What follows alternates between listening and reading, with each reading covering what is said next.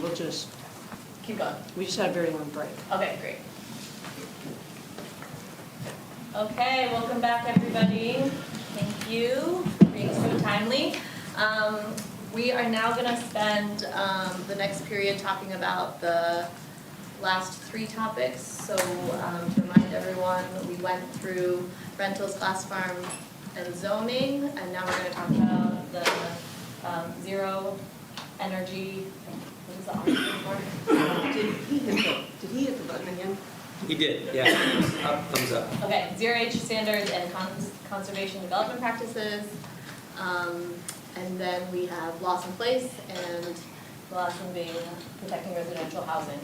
So I'm gonna put the timer on again for 20 minutes, and let's go from there.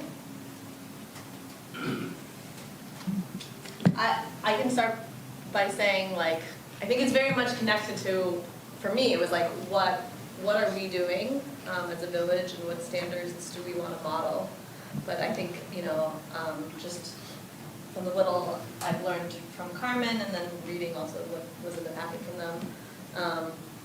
them, trying to tie together these different priorities of the village and interests, and I do think there are some great models there for us to look at. I think the question is, what angle do we want to take with them, and how to integrate it into our own work, for example, Glass Farm, or other projects that are happening.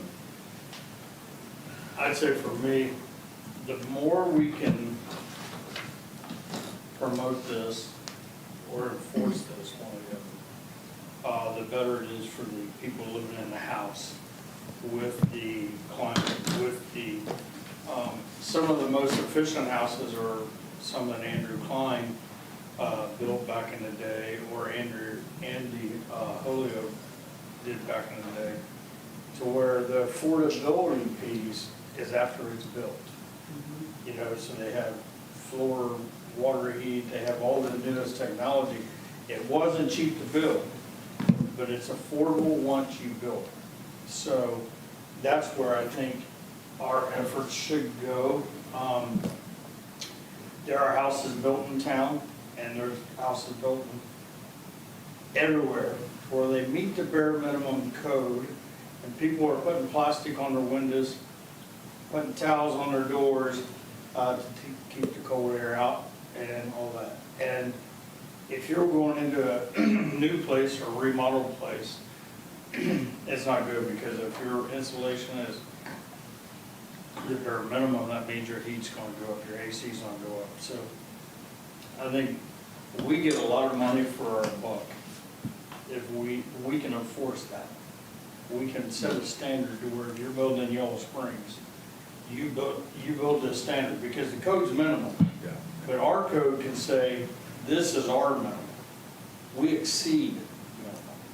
So that needs to go in the zoning code. Yeah, so how do you think about, because I guess I think about this as like similar to inclusionary zoning, where it's like, if you make the standards high enough, you'll run some people off, right? Like the upfront cost will be high enough. Is there some obvious line that's above what we do now that we could set that would not discourage development, but would clearly improve affordability on utility costs long term? Like, this is another one of these areas where it's just another part of the math problem, right? Like, if it costs more up front, but it's going to save over time, well, then maybe we should incentivize that part of it. And they kind of leave it up to some of the home builders, right? They're gonna, we want to get into this house, and they have the bottom rock dollar price for, I want a single pane glass window. I'm just making this up. I don't want to pay for the Pella or the Anderson. And if we said, hey, because of what we know, we want you to eliminate that bottom piece. And they're going to have to pay a little bit more, but it can be explained the difference. The builders are still going to try to sell and try to make as much money as possible there. That's my 2 cents. And anything that we build on Glass Farm that we can control, those standards have got to be there. Yeah. Because if we're bringing people in to say, hey, we want you here, we know that we're getting a start and this and that. Glass farm, we can put whatever standard we want on it because we own it. So we should say, this is what we want. This is the energy level that we're expecting. You know, for me, when I remodeled mine, I didn't want to do all the insulation either, but instead, I coughed up the money and did all spray foam insulation because it was the most efficient. And actually, the part that I remodeled is better than the rest of the house, you know, so costs a little bit of money up front, but I'm saving it to tail end of it.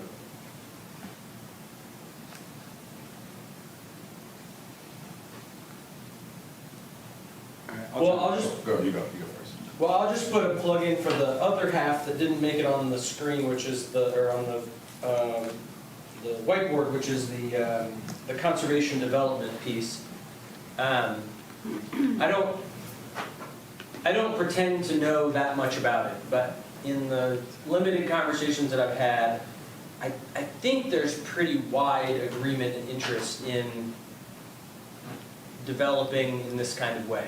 I think the basic idea is smaller lots, more green space, essentially. It's trying to figure out how do you develop in a way that builds out access to sort of public green space as opposed to individual yards. And this also gets into like lot line stuff where it's like instead of every house having a setback and a long driveway and a garage, that you prioritize street parking and closer. So you can kind of imagine how lots might shrink for individuals, but then you have more public space.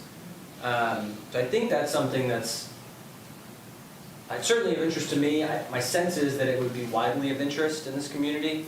And it seems like it's just a matter of how do you put some expectations into the zoning code to make it so that, and again, it's one of these things again where you'll hear people say, well, if you build that way, then some developers won't want to do it because they have a way they build and nowhere else builds like this. And then the conservation development advocates will say, no, we've looked into it and you can actually build, you know, at the same price or cheaper when you do this way. And so anyway, it seems like an idea that has a lot of support theoretically, and then it's just practically how do you build code around it.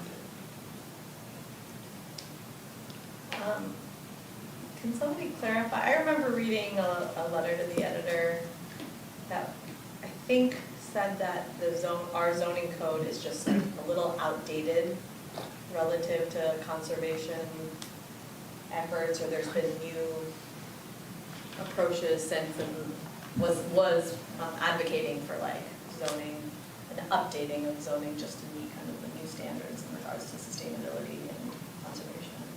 If I'm not mistaken, I should refer back to when people had a different idea about the overdevelopment. I mean, it was recent. Oh. There was like, okay, it couldn't have been a one-off, and that doesn't ring any bells. Doesn't ring any bells with me. We can break the fourth wall and see if it rings any bells with Riley. I can look it up pretty easily if you would like. Well, okay, let's ask it a different way. Yeah. Is our Is it zoning your code sense Yeah. that our zoning Yeah. code is, you know, thoughtful about, you know, conservation and, you know, efficiency, or is it notably that way, or is it sort of neutral, or is it weak in some way? That is a question for your planner Okay. when that person hits their seat. Well, and that's really, you know, if council says, hey, new planner, these are the things we want you to bring to planning commission as soon as you're, you know, got your feet under you. How do we increase the energy efficiency of new builds by using code? Can we put in conservation development and how? And then, I mean, really, that first one is increase the efficiency of new builds. It's only new builds you can affect, so that's that person saying, here are your options, planning and zoning, and then how do you do it? Incentivize, how do you want to go about it? It's really similar to almost everything that you're bringing up in this regard, so it's great, it's a list. because all those things can get tweaked.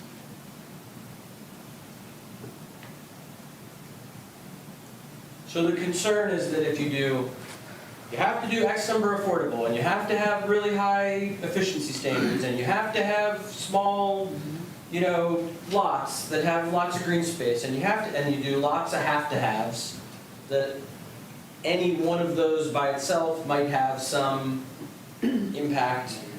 If you do all of them, it has more likely to have impact, and so you're trying to figure out how far do you move each of those metrics in a way that gets you closer to where you want to go, but doesn't hinder having anything happen. That's the basic process, right? Yeah. Okay. I know that Carmen was very passionate about talking about Rhoda Cooper. Does anybody have any insight or want to share anything about that?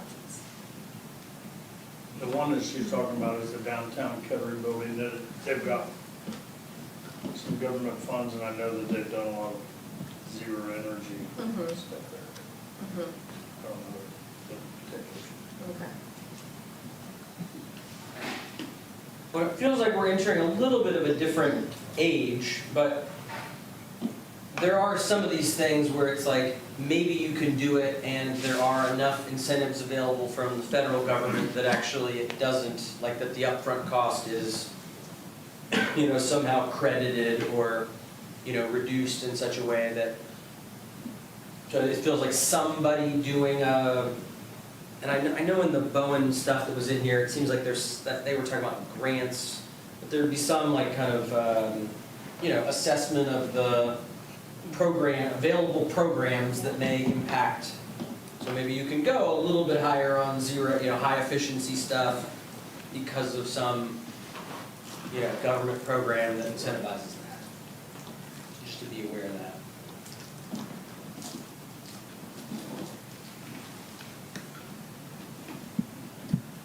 Okay, any other thoughts at this point? Okay, I great. cut you off a while ago, you didn't have anything to say? Oh, yeah. No, it was really, I was just kind of going back to like our list up here and where it stood, and this was more this was probably the most informational one for me in terms of what I came in with the least ammunition on this, especially the zero energy ready home.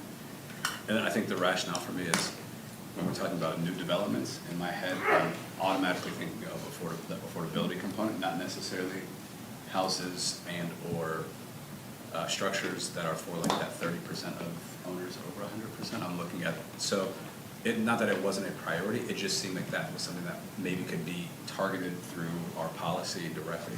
And I didn't know where it really stood up on that. But this was interesting because I just went to that Rhoda Cooper website, and there are a lot of claims of affordability attached to sustainability. And in my head, my automatic thought process, which is why I didn't rate this as high, was simply that, as we've said, for every action there's a reaction, and if we're talking about high energy, high efficiency, then we're probably talking about higher cost of development, and we're trying to remove those barriers right now. So if there's a way to include, that's fantastic, and I would explore it, but I think. Well, maybe we think about it too, like, instead of just communicating about, and this is, gets into the definitions, but instead of just communicating about the upfront cost, there's some, conscious calculation that says, because I'm assuming the choice is that you could build a place for $300,000 with to-code energy efficiency, and then the next 30 years, the cost is X. That if you spend the money on your insulation, so there's a high, then the energy efficiency place costs $350, just throwing out numbers, but then it's X, Yeah. it's 50% of X for 30 years, and so the long-term cost is lower. So just naming that if we can make the case that it's more affordable to have a more expensive product up front, now then you still got to figure out how do you get somebody into that loan. I think if Carmen was here, she would talk about the rural, the rural, I forget. She talked to y'all about this? There's like Yeah. rural HUD grant, and that she Yeah. said, she says that there's a high, pretty high threshold of initial cost. So I don't want to put words in her mouth. but just, maybe there are ways to address it's gonna cost, it might be more than 30% of your housing. So for example, something was 35% of your housing, but that extra 5% was the difference that saved you more than 5% on your utilities, well then that would be, you would want to be above 30%, because you were gonna save money net. Well, but correct me if I'm wrong, but I feel like we care less about the people who can afford a $400,000, $500,000, $600,000 house than about the people, because they can pay their energy bill, generally speaking, or have the money to pay for better insulation kind of thing. It's more if you're building multifamily, Yes. if you're building more affordable housing, so it seems like it should be very targeted to, if you're building this kind of housing for this kind of population, then, you get incentives for these kinds of add-ons, and we don't particularly care about these. Well, I would say I care. I would like to say all people who are building $1 million homes should be putting in solar and, they're objectively, right, that is better for the environment and the bigger picture, but I hear what you're saying.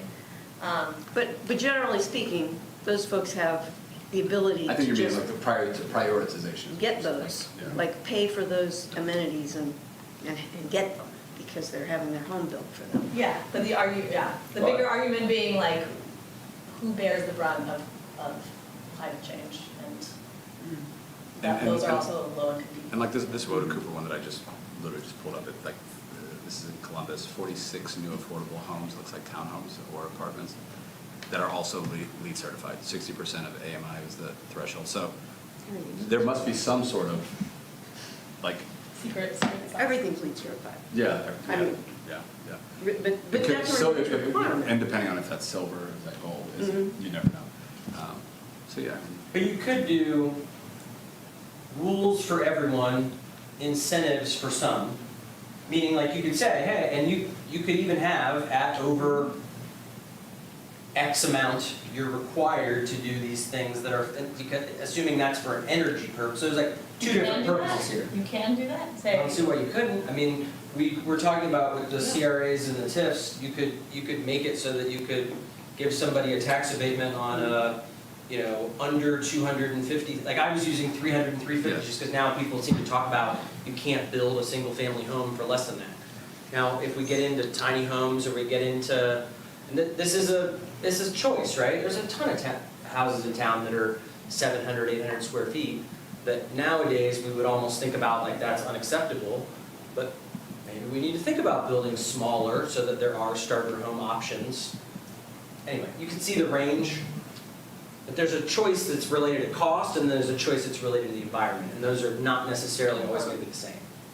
I think I totally make a case that if you have enough to spend on a $1 million house, then you should have to use renewable. We could do that.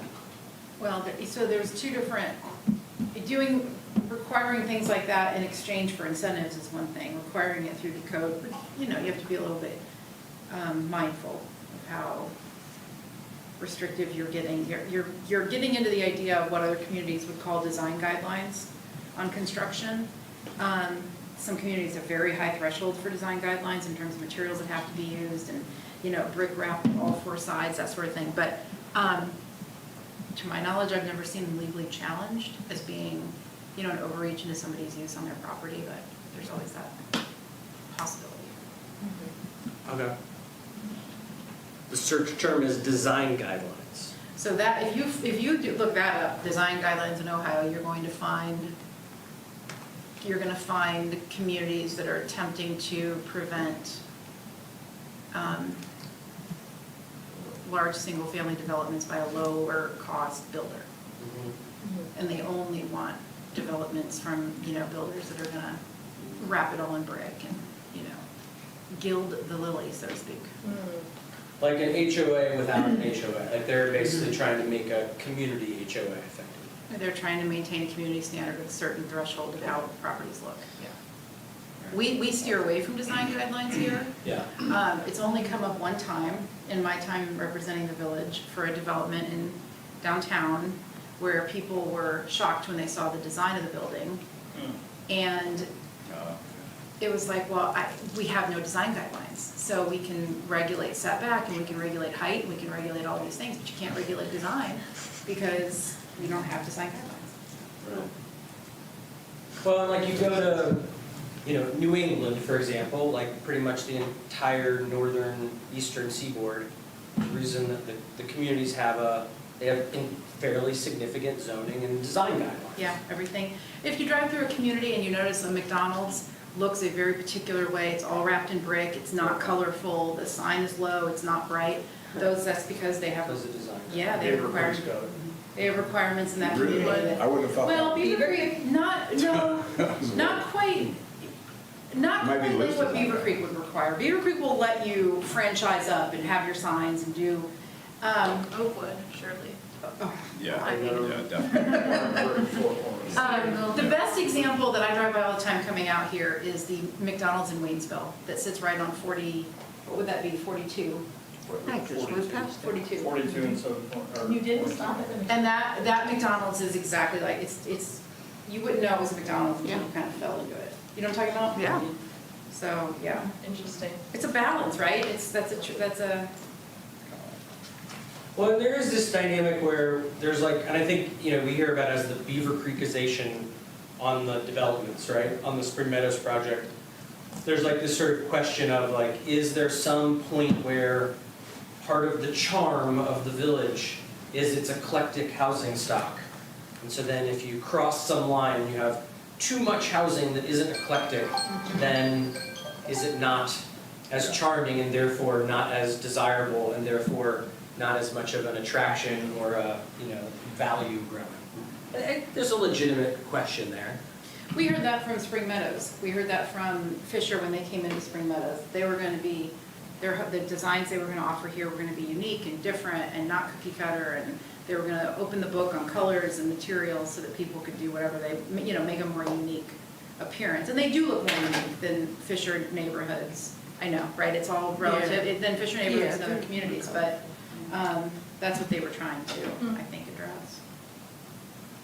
Yeah, and I always want to throw in when we talk about the cookie cutter thing, that this is a really helpful way that somebody framed it for me, is that there are several neighborhoods in Yellow Springs that were at one point cookie cutter. Yeah. Right? That like if you would go over to Northwoods, right after it was built, it probably all looked exactly the same. Well, then people plant trees, and so, you could imagine how by having, for example, the biggest difference here is we have a lot of trees. You go to a lot of communities, they do big new developments, there's no trees, and then you notice absolutely how the community, what that neighborhood looks like. So anyway, just saying that for me, that idea of cookie cutter is like, it's, is Birch 3 cookie cutter? Yeah. Is Birch 2 cookie cutter? A little less so, and so on and so forth.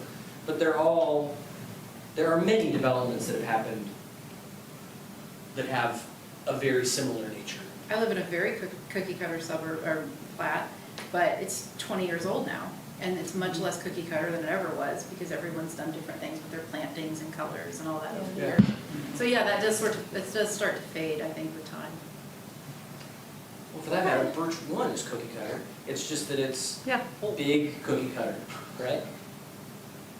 Anyway, in its own, if you were going from basic design standards and lot sizes and whatever, it's just those are all, what, half an acre minimum, or is it 1 acre minimum? No, it's not 1 acre. It's like quarter acres. They're Quarter. little. Like Rice, Oh, President, yeah. That's That- considered Birch one.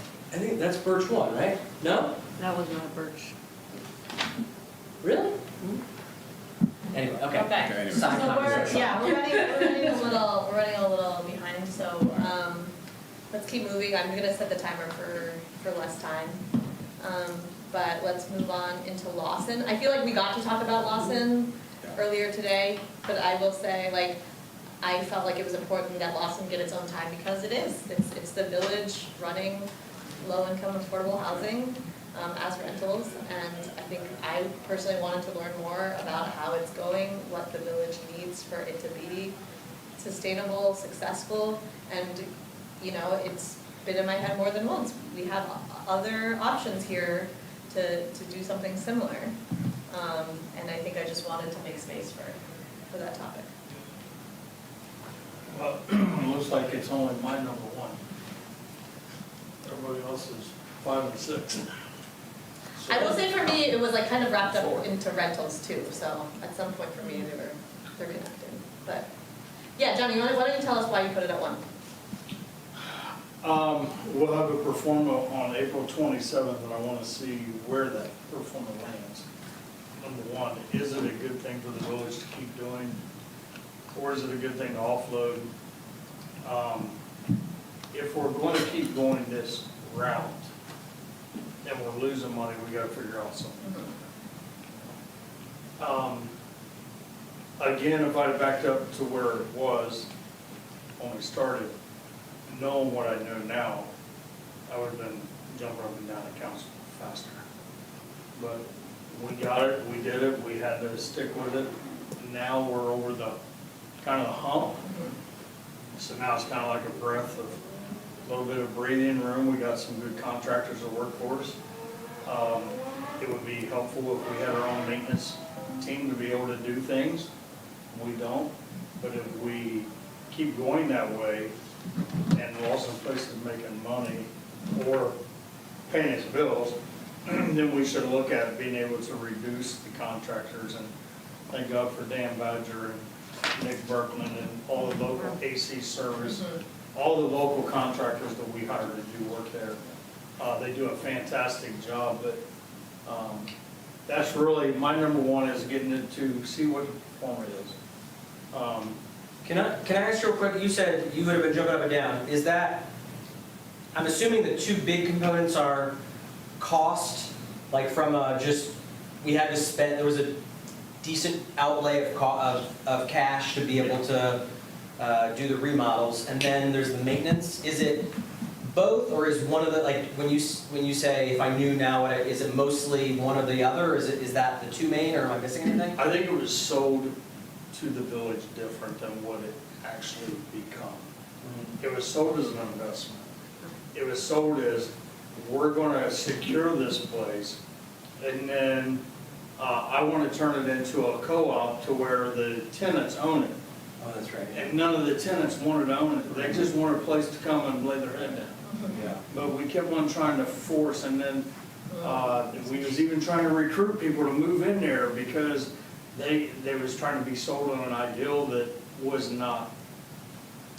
Yeah. We wound up with an apartment building that we have to upkeep, maintain, Yeah. and we've spun it around. And I think a lot of that is because of the quality people that we've got as contractors, that are local-minded people, better screening process for the applicants. The lottery system has been much improved.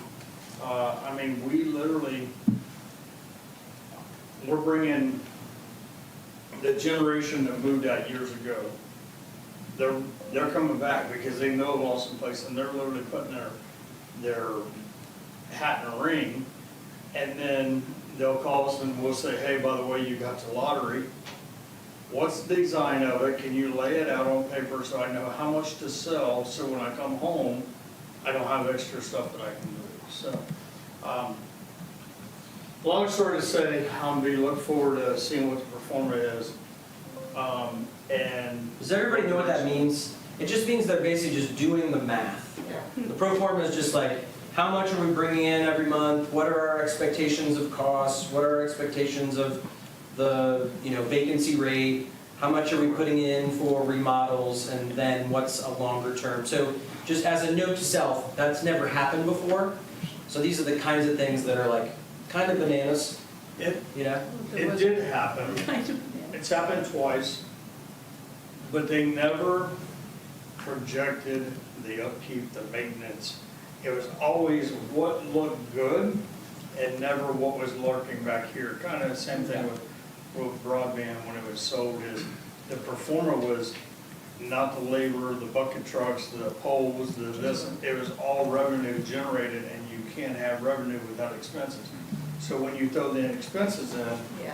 we need to make sure that we're doing a good thing for the Yeah. community with the tax dollars. Yeah. And if not, we gotta make some decisions. So you mentioned here, and on something else, you were talking about like how we don't have maintenance staff, basically. Are we anywhere near the sort of economy of scale where, like on other projects where we've been contracting out, and then we bring bring internal capacity to be able to do it? I assume we're not anywhere near that on, remodels, but in terms of like maintenance, is there? We're really suffering what we're finding out, and I wouldn't do anything this year, but I would do it. Because literally, we got things at Bryant Center, and we don't have that capacity, never have had that capacity until 14 when some of us come. Now, they did things, I don't want to say that staff didn't do anything. We all originally painted this room, and there's really 3 of us painted it while the other 7 stood around and watched us. Yeah. So, we have electric guys. Fortunate for us, we have some electric guys that have done residential, commercial, and business wiring. But they don't have the time to come in and do the can lights and the lights because they're doing the power lines out there. So, Yeah. and we have some awesome staff that can do some plumbing, but they're out there doing the plumbing work. So it would be nice if building the case is what you're referring to. It's like building the case for a mechanic too. They used to have a mechanic back in the day, but then they figured out that it was cheaper to hire it out. I don't think they've ever had a maintenance staff. So that's what's gonna be fine line come budget time is it worth it, not worth it? Yeah. And, because the maintenance guy could, the water plant, the wastewater plant, water plants, 2018, we're seeing failures. This week we had a issue at the wastewater plant, right? Luckily, we broke off one of the linemen, and he went out there and discovered, well, they called me and were like, it's gonna take half a day to fix it. I was like, well, check with the electric supervisor. If we can spread that half day, I won't have to call a contractor. So we had to jockey stuff around to be able to do it. So all that to say, Gavin, yes, there'll be a time that I bring something back. It may be like, hey, it's questionable, or it could be like, hey, we're gonna save a boatload of money. The other component of Lawson Place that I think used to be pretty significant was legal fees. Yes, absolutely. And a couple of years ago, we were spending a lot of time working through issues there. Yep. So, all credit where credit is due to whoever is managing all of the Lawson Place leases and such, but I've been barely involved in Correct. recent months. Things seem to have been going really smoothly, but then it gets awkward too, like from the eviction perspective, right? Where we did come close to having to evict a tenant, and then how do you evict? Johnny doesn't really technically legally have the authority to file a lawsuit on behalf of the village without council approval, right? So then we had to bring it to council to authorize the eviction to be filed, which, of course, we left it anonymous, we didn't have any information in there, but it's just a strange dynamic, a unique dynamic with a public entity owning it. So did they put the legal fees in the pro forma? Yes. And we pulled the records for Lawson Place on anything that we've done. Because that'd be a part of the equation. Once we tweaked the lease a little, and then we tweaked the process a little, and I think it's been pretty smooth since. The last tweak we did is, if you're employed by the village, you cannot live.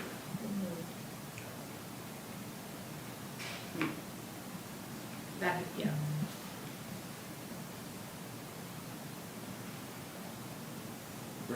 Just from a facts perspective, do we know, where do we have occupancy over there? 16 units, all of them are rented. All right.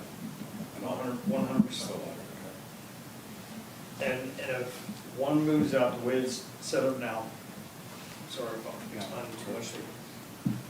If one moves out and it has been renovated already, because we've had some changeover, it's simply go in, clean up, fix up, clean it, and put it out back on the lot. If it is not one of those units, which we just had one, unit one finally passed away, or he did pass away, so that's fine. After 103, he moved out. We had to renovate that one. So then, when we renovate it, we put in new appliances because we don't want that hassle. And then smoke detector, fire alarm, and then the rent goes up to the current rent is what it is. What does renovate entail? Carpeting? We did away with the carpeting because I don't want creepy crawlers. Yeah, yeah. Around. New drywall on the ceiling because this drywall is at the air that it won't take paint or mud. It is a certain type of drywall back in the day.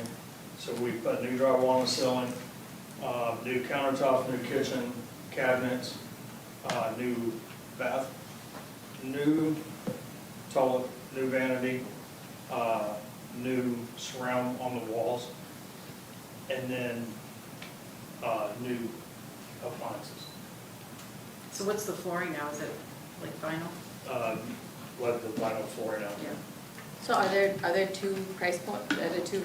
There's Is there more than actually two? 3. Okay, And I can tell you, I don't know what the rents are. I think the renovated units are like 740 something, yeah. 742. And if you haven't had any updates, you're probably around 630. 600. Yeah. Now, we just had to renovate one partial renovation that we did not raise. It's all good until it's not good. But when somebody's unit above has a Yeah. total clog, Yeah. and then the human waste comes down through the kitchen cabinets and all that, then you have to make sure. Yeah. How many, how many units are there that haven't been touched at all? Like renovated at all? 2, 3, 4, 7, 8, 12, 6. So, So but 6 out of 16 has not been renovated. yeah. The other little thing I'll throw in here, I think she said it enough publicly that I don't mind saying, and I think it's just important, especially with a new group, to have some awareness, is Sheila Dunphy will say that when we bought it and then we did raise rents, that what she'll say is that raised the floor across the whole market. Now, whether or not that's accurate, I'm not sure. What I think we should have an awareness of is that we are sort of part of the market in a way that, in most of what we do, we're sort of theoretically on the outside. In this case, it's like practically how we move is related to what other, entities are doing from a rent standpoint. So just take it or leave it, but that's a talking point that we've heard before. One thing that I'll say that I didn't explain is the only thing that the tenant is responsible for is the electric in their unit. All the other is paid by the village, water, sewer, and trash collection. It's got a boiler heat system in it. When we go back to doing our tours, that'll be a facility that we stop at. And why? It has one water line, one sewer line. You can't split it We can't split it up. And there's no income threshold. No, It's- it is not. It's just all. We have people on assistance here, and we have people that just pay the full bill. Yeah, we accept GMHA subsidies as well, towards rent. And they also do have checks, you go back to the rental things. If you're renting from Green Met, or Green Met is housing somebody at your facility, they do 2 checks a year for like outlets and plumbing and things like that, and then we get a correction list. And then you have literally 30 days to fix it. So I guess, just to be totally blunt, is there interest in doing more of this from the village side?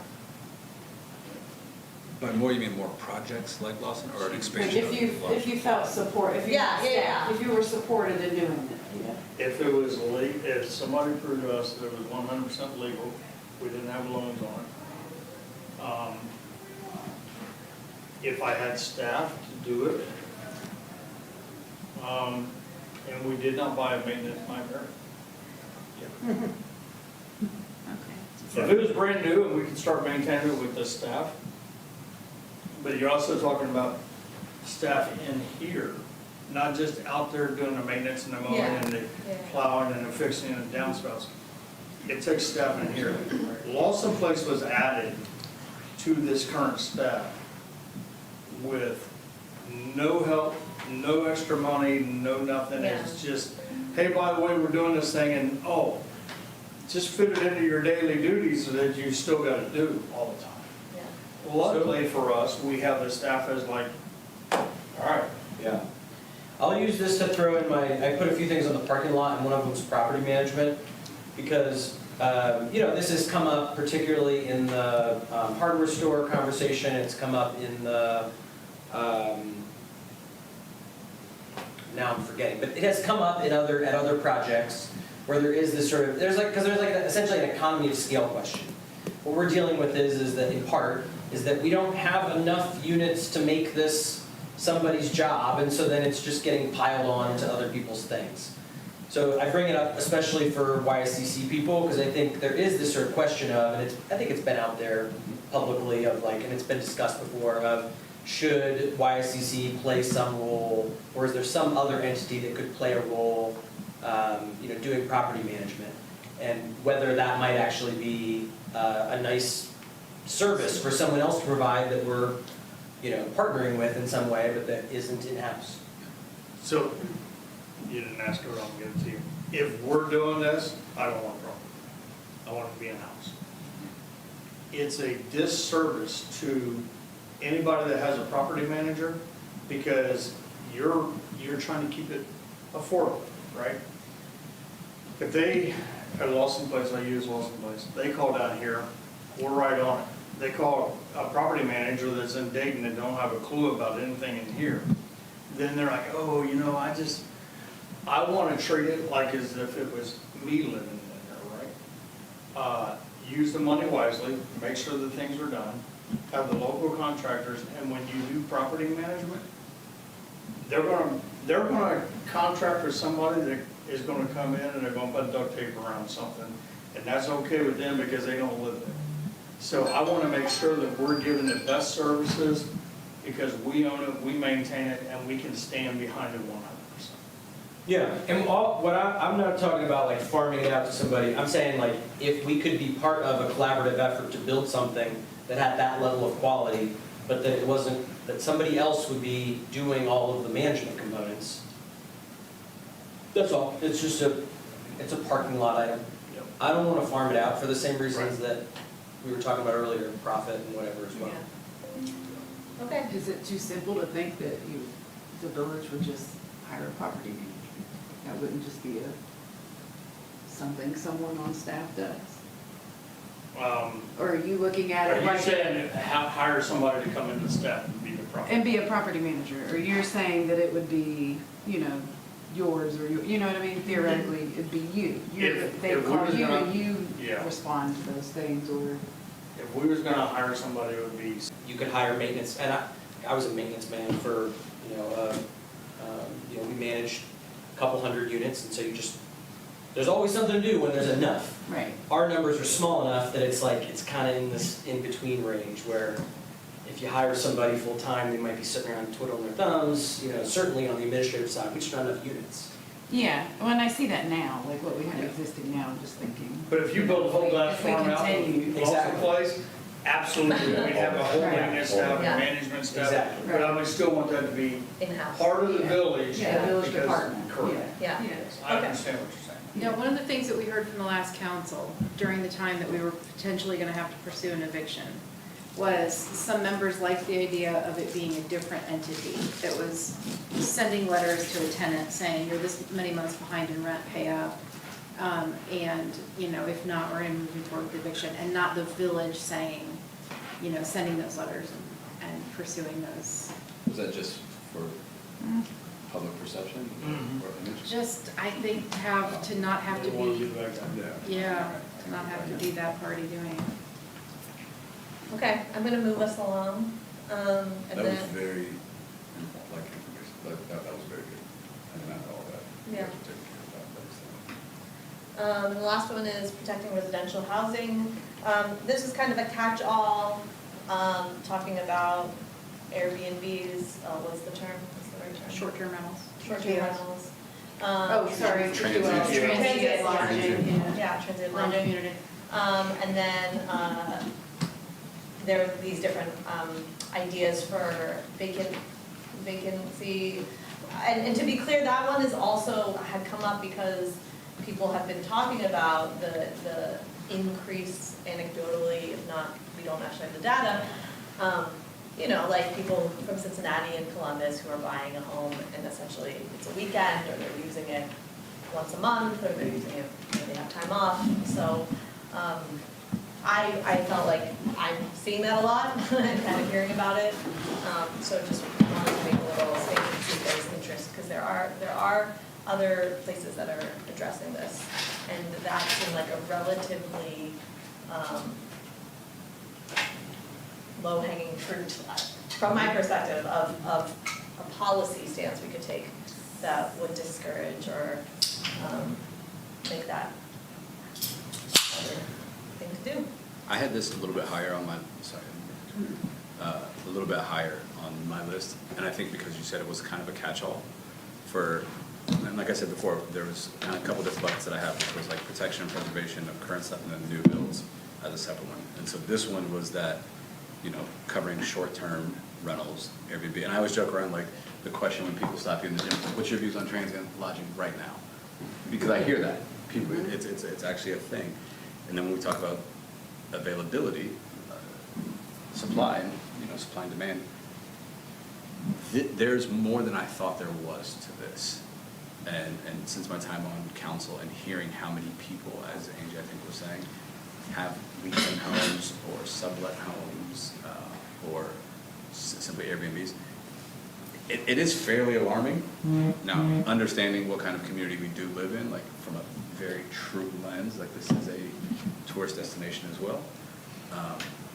What means can we take to identify this? And I think it's also kind of does fill the bucket. Like I had made a conversation or a note about, I think this specifically plays into population declines in certain segments, like the minority population decline. I think it plays into a lot of the socioeconomic diversity that we have here. And then the last part was this idea for the protecting residential housing. Like there is this kind of speculation of out-of-market buyers, this massive thing. That's more table to the outside. But that vacancy tax concept as well, I think is something that we can do tangibly, that we can talk towards is what I'm most interested in, I guess. I have a couple of quick questions. I should know the answer to this and I don't. You can't operate a TGL in the village unless you live in the building or live in the house, right? Or you have someone managing it for you who lives. On the property. Who lives on the property, yeah. So you can't like live in Columbus, Buy a house buy a there. house here, Airbnb it, and live in Columbus. You have to live, it's 51%, right?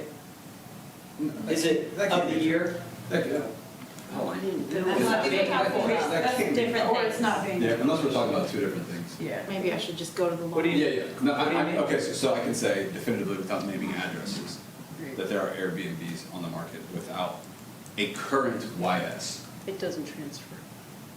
It doesn't transfer to me.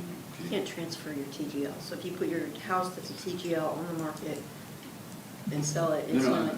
okay, so I'm saying, He's saying he thinks people are breaking the rules, or there are some that are grandfathered in, right? Yeah, there were some that were grandfathered in, because we were Yeah. running an yeah, and that was a Airbnb couple with years that. ago that So came. some of them are allowed to do it, the ones that are grandfathered, and we can have that little literal list. Yeah. And then if you're, I mean, on some basic level, if somebody is doing it that is not on that list, then they're doing it illegally and we should know. Because that was Yeah, from, that's that was from like 20. So that Yeah. is, so we know that's Definitely happening, and then there's not an enforcement mechanism right now, Well, correct? you just have to know about it.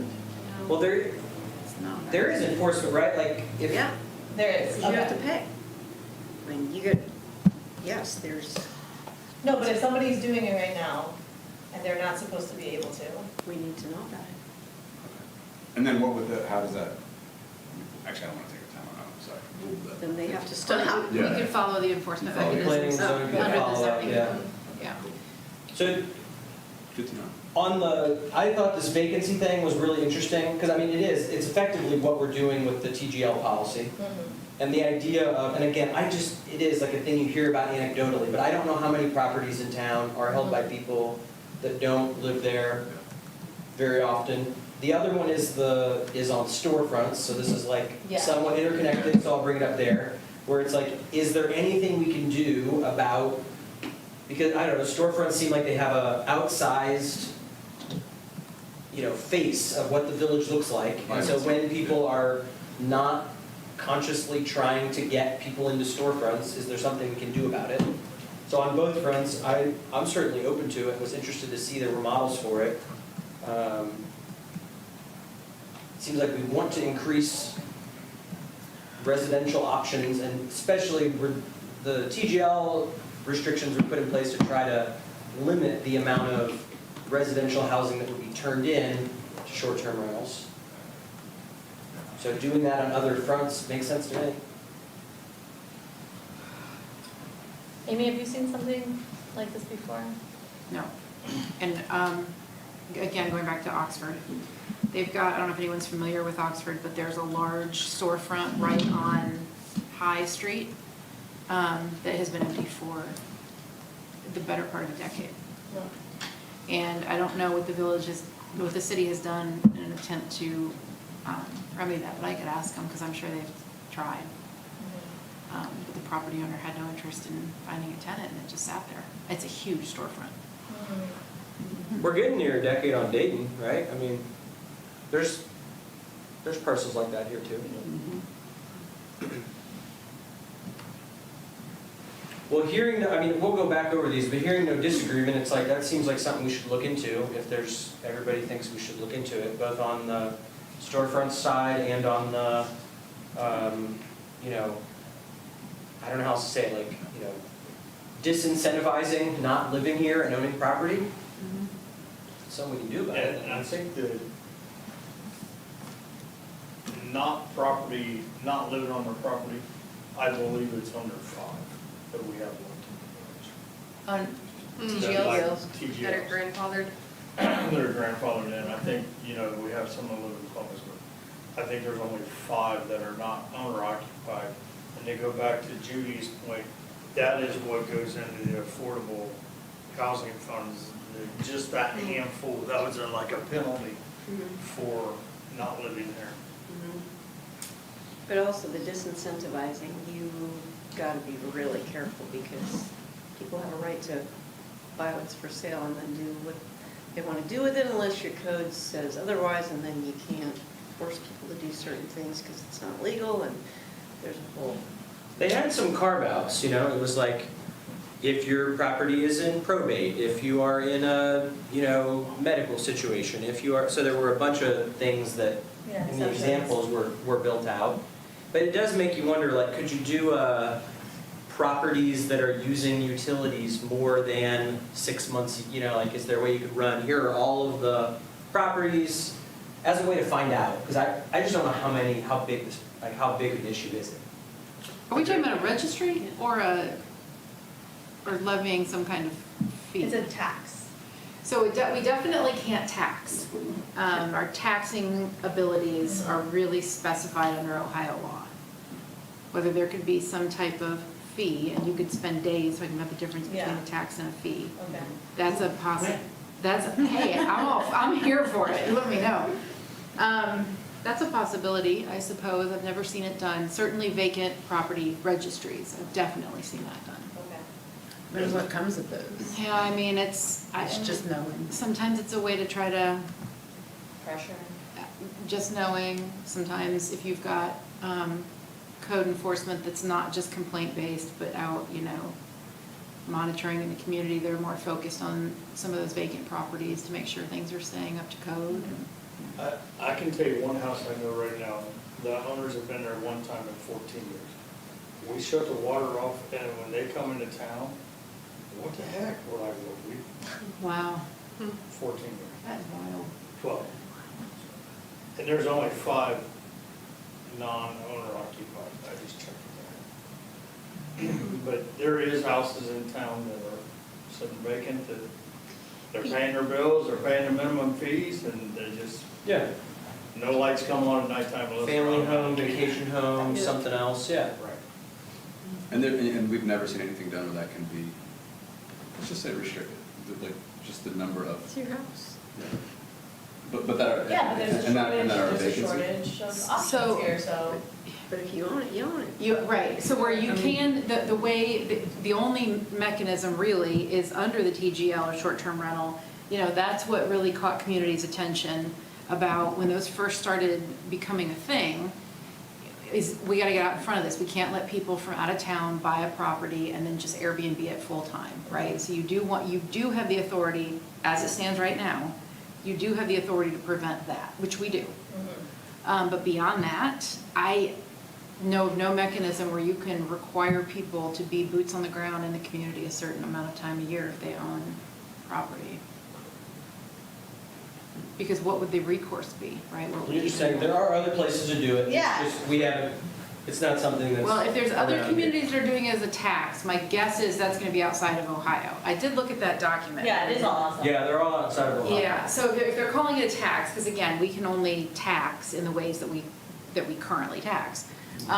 But whether you could Whether you do charge a a fee. fee to someone, municipalities have to be able to attach a fee to what you're charging the fee for, right? So do we have some kind of staff issue or, you know, reason, some cost to us as a village? You could maybe articulate something, but. So, Okay. the other thing I wrote on the parking lot that. Yes, can you please read those out loud? Sure. So the one that says seniors condos, so this will Oh, be my chance to condos, bring up okay. seniors and condos. So one of the other things you hear a lot in town is this idea that there are older people that are in larger houses that are house rich, but if they sell their house, then they won't be able to move somewhere else in town. And I think the closest one that ever communicated about this way was the like Antioch Village project, where it was like basically what's that? 55 and older. Yeah, and it was like they had a kind of a light co-housing model with pocket neighborhood, shared space, whatever, smaller homes, and I think they particularly marketed it as like, hey, come buy a smaller condo, live in this community. So I'm just throwing it out there where it feels like for as much as people have talked about it, I would love it if we could just have like send an email here if you live in a large house but would like to be in a condo. This is another one of these like, How many people? how many people is it? Is it 50 people? Is it 10 people? Is it 300 people? And then what would those people want to do? Would they like to be into a condo that is actually affordable if we could know up front? Because at least on the Antioch Village side of things, if I understood correctly, they had people that were signed up and ready to do it. So it just feels like there's anyway, we don't have to do it. I'm just naming it as like a thing that I would love someone to do.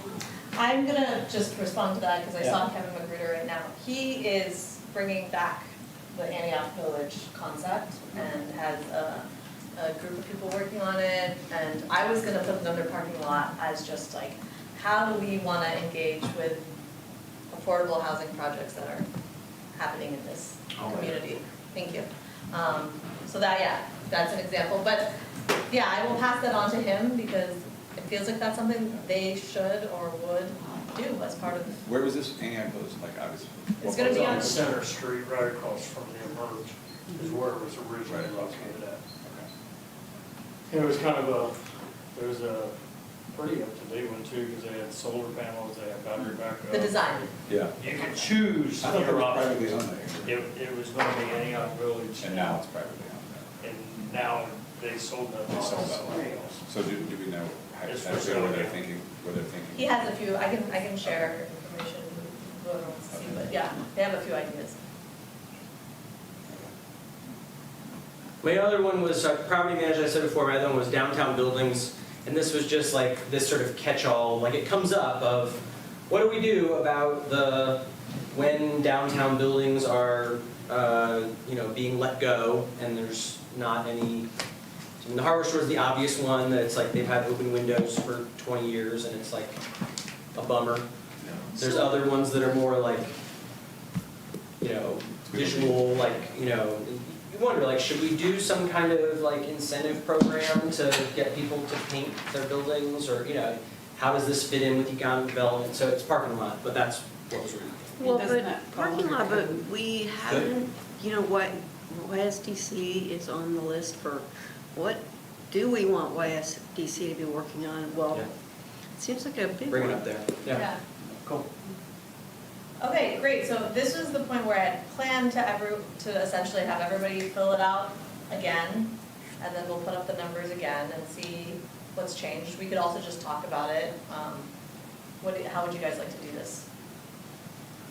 I don't think mine changed. Okay, I never felt that strongly about mine, so yeah, I don't, to me, for me, the thing that matters the most is scale. Meaning, like, I am generally drawn toward the things that can get us bigger bang for the buck faster, essentially. So, like Sinai, when Sinai was talking about Glass Farm, it's like, oh, man, this is a really way to kind of make a point. It's also like the largest property that we own. So I'm generally across all these, it's the thing I'm looking for is scale. How do we get fastest to the goals that we have? We need to document them, but I assume that we want a higher number of affordable units. And so the question is, and that is of all things, that's the one I'm like, how do we get there the fastest? And if it's doubling down on Lawson, then cool. If it's doubling down on, like, I could be convinced that it's any of these things, but it's just whichever one gets you there the fastest. Can I ask you a question on economy of scale? So do you see Glass Farm, bam, developed at one time, or do you see that in phases, like phase 1, phase 2, phase 3? I really didn't think that far. In the packet, I know there's like the plan, and if there's really high density, medium, Comp plan? yeah, in the comp plan, I mean, that's, God, it seems very hard to imagine you're gonna do that all in one pass. But So, yeah, no, but that may be where, and the reason why I asked that question, that may be the bang for the buck Yeah.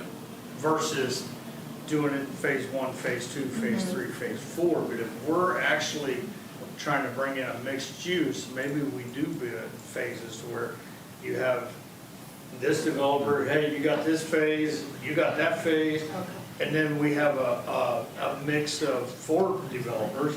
They're all fighting for the same thing, and we do it that way. Just, Yeah, no, and there's been, I mean, I don't know, it's a parking lot, but I'll throw out, when Josue was here, we talked about, municipal bonds. It's like, what are the financial mechanisms that we have access to? There's multiple parts of this equation that I feel like we haven't figured out. figured out or we haven't talked through. I was having a conversation with an architect in town one time about, should we actually build incentivize an industrial build for, tiny homes or other manufacturing? And so that if we're about to do, hundreds of houses, well, should we just build them? Like, what are we doing with the CD property? So I say this to say that there's a whole range of ideas that are out there. I could be convinced to go on the fast, simple route of put out an RFP, find a developer that'll already do it. I could probably be convinced to go bigger, but it's just a matter of what we decide. I wouldn't be doing my job as a Bricker lawyer if I didn't offer to bring out 1 or 2 of our public finance attorneys that could talk through any of those options that you might have available to you. They've always got ideas. We toured, Kevin, myself, Meg, we toured like Unibet homes that, is it Unibet? Yeah, it's Unibet. They did a bunch of stuff for UD, They did, right? they did stuff for UD, and they've also done it for the city of Columbus.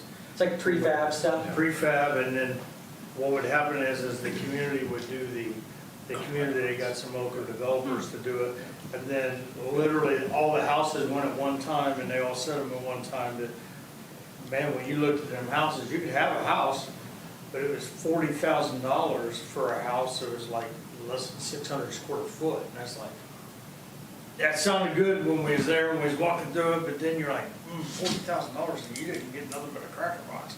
So, that's when you're talking about different developers and stick build versus unit build. But it's also ready when it sits there and things like that. So. Well, that's like post-war America, right? The GI Bill was paying for all those Sears homes. Those homes were going up in There's a bunch of Sears homes. some of those homes were going up in a day. Yeah. no, but when we talk about, there's just, for me, it's like it's a cultural, I mean, I think Gavin mentioned it, something that's like wrapping your head around a different type of home And I do think there is appetite for that, and when we're talking about seniors that want to downsize, or young people who are looking for a young couple or a single person, or maybe even with one child, like that is missing, like that type of home. And you're right, Cracker Box, but 40,000, and there are people who want that. Correct.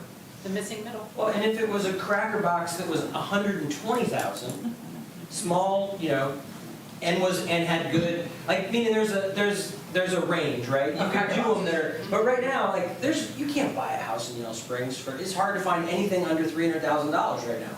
So if you can get anywhere in the range of what's in the last Bowen study from 18 for the market price, you know, what did they talk about, 150 to 200 as a starter home? There's nothing like that exists here anymore, unless it's like a tiny little thing that's totally broken down, like once every 6 months, there's something like that pops up. But could you work with a prefab developer that has a model that's pretty solid for 150 grand at 800 square feet? I think it's not out of the question. Yeah, I bought mine in '93, and it was 920 square foot, and I raised my entire family. And I'm like, okay, but today, it's like, when people talk about starter homes, they're talking 2,300 square foot, I was like, I can't even stand what I got now, Yeah. let alone, Yeah. and the payments that they've got versus, you know, years ago. And now the house that I bought in '93 is 4 times, the next door neighbor just bought one and they completely gutted it, and they paid more than I did. I was like, wow, but 900 square foot is a starter home, and some people stay in their starter homes. Yeah. Totally. I'm gonna propose that we take a really short break, and we're now is going into setting the goals. We're trying to really hone down on them. So let's take a 5-minute break, come back, let's try to be sharp. I'm not very sharp, so I was like, I need a couple minutes. And then we'll sit and we'll focus on the goals. What's the time, Gavin? 2:07? 2:07. Okay. And 30 seconds.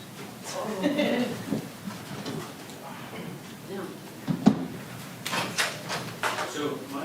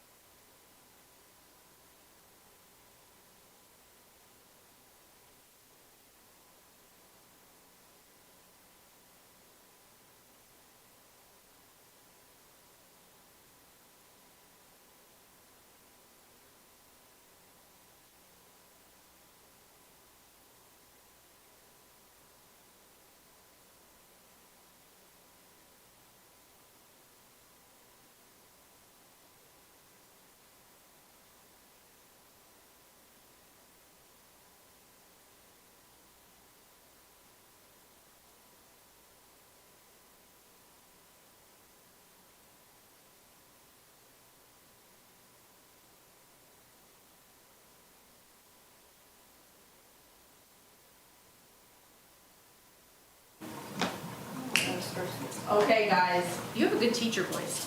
thank you. Moving on. All right, Okay, so I'm proposing we spend 30 minutes right now really focusing on trying to set right on this board goals, goals related to these topics for the next 2 years, 26, 27. Let's do that for 30 minutes.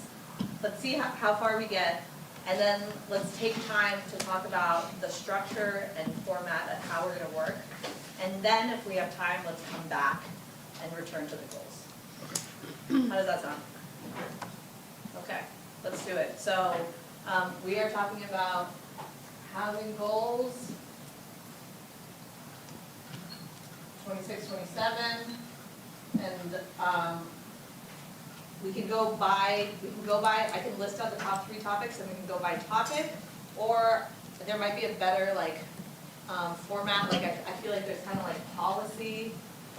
We can go by policy and then project. Let's just have people start to throw things out.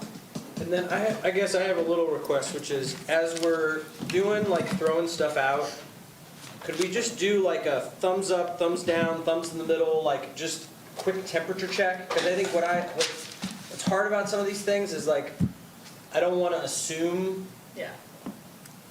in general, it feels like we're saying a lot of the same things. It's does that mean that we're all on the same page, or does that mean that you're still totally unsure, Does that make sense? So I'm just trying to get some kind of temperature check as we go through things.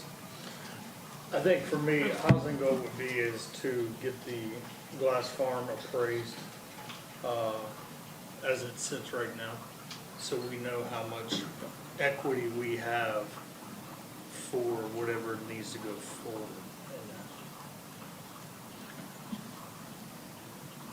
I'm a Thumbs thumb. up, that was a very Yeah. specific goal. We would Good. need to know that for an RFP, right? Yeah. Correct. Okay. That's very good. Well, So- Well, to be able to create the RFP, Maybe right, kind of. we would be able to sit around and say, okay, Glass Farm's worth $3 million, but to a developer, it could be worth $5 million if we Right. was gonna sell it. So then we know how much we have and how we can leverage our land to get what we want for our project that they're gonna build, yeah, so. okay. So I'm gonna build off this one and say I'm just trying to get us towards some specific stuff that a year from now, say by April 1st of 2027, I'd love to have have put out an RFP. I'm just trying to give us some starting point. If we do it sooner, great. Correct. Just trying to give us I'm with you. something of Yeah, how fast could we get to that point? And maybe we could yeah. go faster. But is that, Yeah, no, I see where you're going with this. is that Yes. yeah? We would have to People like redo that? the goals though. Yes. Goal says RFP by December. I'm okay with moving into April, but I just want to The make sure. goals right now says RFP by December. December. Okay, Are you okay well, with that's a keeping good, it? that's a good goal. I love April better, but Okay. Okay, I would like to try to December, How but about- if we don't pass it, we can go on. RFPs processed by April. I mean, look, nobody is gonna care that much if it's, Correct. exa- If what it's in the exactly the moment, dates are. I'm correct. just I forgot that we had it in there.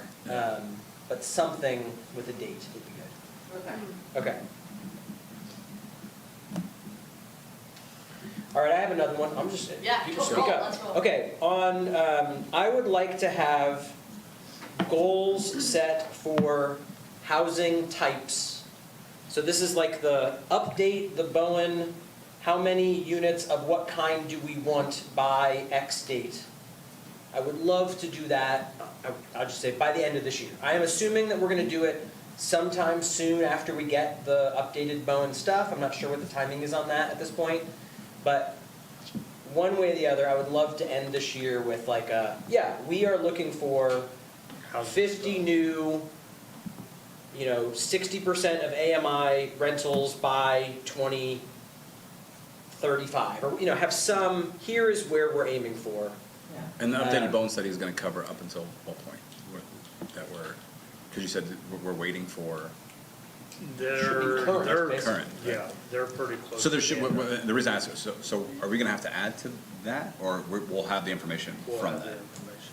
Yeah, I think what they'll do, and this is, I guess I'm not entirely sure where the line is of like, they would say, here's how many could be absorbed or how Could, many are and then needed. we drill And down then I from think there. we need to kind of, we need to make sure we're on the same page as these people that do the study. Yeah. To say, all right, they said that we could absorb 200 units of market rate, single family, you know, upper income homes, and then we need to go, is that something we want? Yeah. To the end of, if we, Judy is the one who said it, if we want to give direction to planning commission and to staff, it's to say, here is what we want to happen. Now, how do you back into what the policies are that get there, or the, you know, staff time that gets there? So targets. Yeah, targets. Targets. Okay.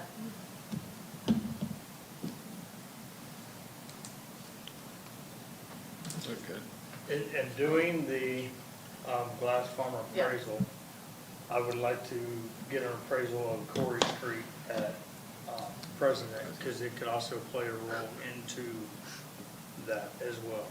But holy cow. I'm Just asking based for on a this pre- latest conditional use, Yeah. holy shit, Then are we you use gonna it. encounter some opposition? Well, we see, What are we you see the referring, From what what? are you What are we- referring to? There's a conditional use coming before planning commission this week since you're not speaking to any of this. For a, in-home daycare. daycare Oh, yeah. in Okay. President. Oh, for opening, Yeah, okay. opening. But in Yeah. the same sense, Judy, when Antioch put their land for sale and then pulled it off, we had 50 phone calls from that neighborhood as well, so Yeah. NIMBYism is everywhere in the village. No, but whether I'm you saying it believe is or not. robust over there. Well, I know. Yeah, yeah, yeah. Well, it Yeah, I've wasn't talked, I've planned spoken with them and directly too as well. Southview too, Yeah. so.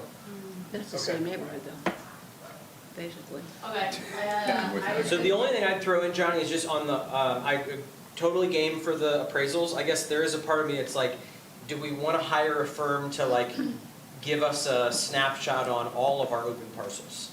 You know, Yeah. we've got the Dayton and Railroad parcel, we've got, so, and I think this is also like a report out to everybody of here are all of our properties, here is the current use. 'Cause Yeah, that's a good Glass idea. Farm is the most common one that we talk about because it's the largest, but we have other interesting properties that, you know, the village owns. That would be useful too, to your new planning director, whoever that person will be. Yeah. To have that inventory. Moving off that, I felt like we kept coming back to zoning on this. I don't know how to set the specific goal for this, but can we do a Sure. research process? Yeah, just somebody to go So through. somebody, this Well, is your so- zoning. Yeah, so here's how it typically happens. What would that probably, yeah. I'm gonna ask that the staff in the room not weigh in with your comments with what I'm about to say. Typically, a community would hire a company such as McBride Dale Clarion, is one of the local, who would do, it's very common for a community to hire an outside consultant, because this is what they do all day, every day. You tell them, this is what we're struggling with, these are our issues, this is what we wanna see, focus on housing, whatever. And then they would do the review and come back with their suggested changes based on their planning experience. An option here might be, whoever the person is that gets hired to sit in your planning director role, maybe there's a goal that within their first 9 months in the role or something, they've had the opportunity to comb through the code and identify pressure points that might be impacting housing development. Or any other, goal you want to set for them. Only because I think that the outside consultant hiring for review probably isn't gonna make it past. So I would just argue, I really want this to happen, and I think it should happen after we set goals. Because to the question of, what are we having them Yes. look for? So if we say what we want is multifamily, affordable rentals, and we want missing middle Yeah. starter homes and whatever, then they can go through and say, how does the code relate to these goals? If we just set them, if somebody starts next week and we say, start looking at our code for stuff we talked Yeah. about, it's like, it's too broad. Do you think there's any way to concurrently just go through and see which, I think you said like pain points that we could, I don't know, predictable outcomes already? Or There's a few that we've come up with along the way that we could focus on. One of the things that I don't know how extensively our code handles it is the idea of single-family attached housing. So townhomes, but they're not condos, right? They're owned, they're parceled and owned by the property owner. You know, ground to sky, so. Sims does it all across the region. Yeah, so I don't know that Yeah. that we really tackled that issue in our code, just because, and we might be coming up to it Yeah. in Spring Meadows too, but, something Okay, yeah, like that. It's not, but yeah, okay. Is that accurate? I think that's a 27 goal. Evaluation of current zoning code to identify pain Perfect. points / Yeah, how to make 27. progress towards housing goals. Yeah. It won't be written back there, that's So I'm hearing there's like a right. first pass, early information, you think there's some, but then the deep dive is after you have your targets. Yeah. That We, you can. yeah, and I think out here, we tend to act like revising the zoning code is this monumental lift, right? And it just isn't, it doesn't have to be. It can be as simple as council directing staff, we want to see these changes, staff drafts, planning commission approves, council approves. It doesn't have to be, you know, it got very complicated last time because it was being citizen-driven. And that. What was that? What was that? It was Neighbors for More Neighbors, which then Oh, became yeah, Springers okay. for More Springers. Yeah. They were the ones that were sort of, I think, motivating Yeah. some of that. And so it just got really, Gotcha. Messy. yeah, I mean, it just took a lot of time. The meetings were long and cumbersome, but they don't have to be. I mean, I don't, to Stephanie's point, it's like community engagement Yeah. process. Like, I don't know how else we're gonna do this successfully unless we figure out how to do that successfully. Which you had talked about doing a poll versus a, Yeah. community I think it'd be both. town hall. Yeah, I think it'd be both ideally. Yeah. Does that count as community engagement, or you want to call it a poll? Community engagement and I think poll? it's I say put the poll down. I think the polling would be its own thing. Okay. But if, this becomes a question of like, if we're serious about doing this development sooner rather than later, then Better get started. the soft costs begin, and Yeah. polling would be the kind of thing. I just think you'll get different information than you will from Yeah. poll to town hall. And I think we should do both. Yeah. Yeah, people are often afraid to, Yeah. go behind somebody else and say something they really. And I might argue that the community engagement and poll like isn't just a Glass Farm thing. I think there's a follow-up from this, which is like, how do you have space for community engagement input, stakeholder engagement input across the board on these things? Glass Farm could be one notable piece, but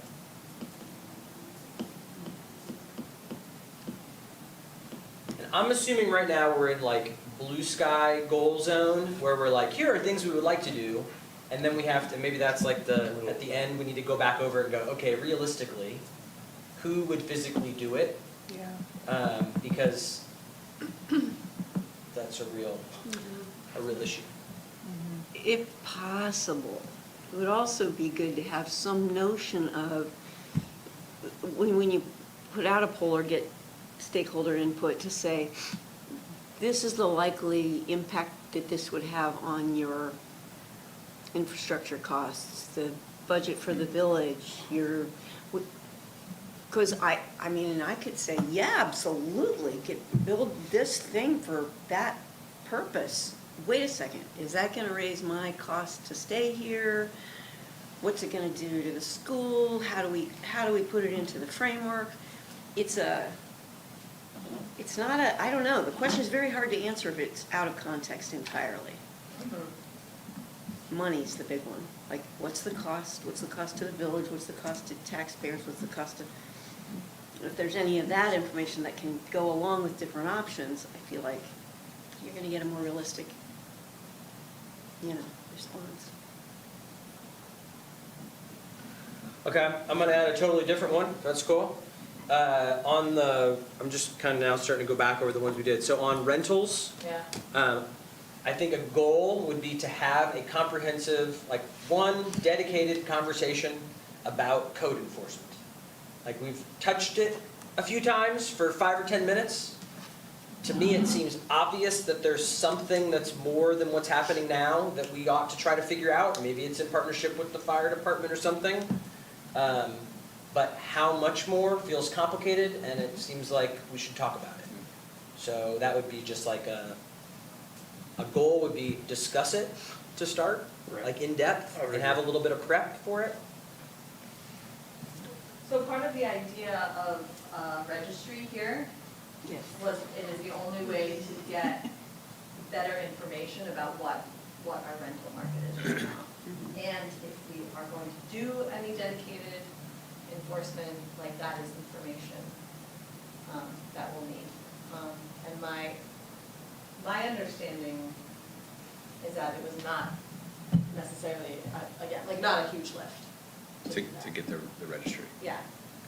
And in the registry, what kind of information are we trying to collect outside of just addresses and? Okay, can I make a suggestion to answer this Yeah. question? This would also be a dedicated conversation about Yeah. a rental registry. Okay. Okay. Let's not talk about it now, let's just, it's been brought up enough. Is Yeah. that like you want to hear more about it? Yeah. Then somebody do some prep on, and it, yeah. Can I go back to your dedicated conversation on code enforcement? Do you feel that that will be a time to talk about it when we're at the meeting for the townships and schools at the same time? Because they gotta be on board with it as well. Fire department or the township, or do you think it should be just a dedicated time for staff and council? I think there's nothing wrong with putting it on a list of maybe agenda items, and then as we get up closer to it, we could get a feel for it. But it also has some zoning code, I think, impact, because right now, you can have a rental, you don't have to come to planning commission, no one might know about your rental at all, because it's permitted. Exactly. There's a Which is lot of- permitted. That's So, exactly right. now you're gonna change that whole thing, and then you're gonna make it harder to rent if you have them coming to planning commission, which is gonna chill the market, so. Well, wait, why No, would we we, haven't said any of those things. we're yet. not gonna have them become in a planning commission. They're just gonna have a registry is what they're talking about.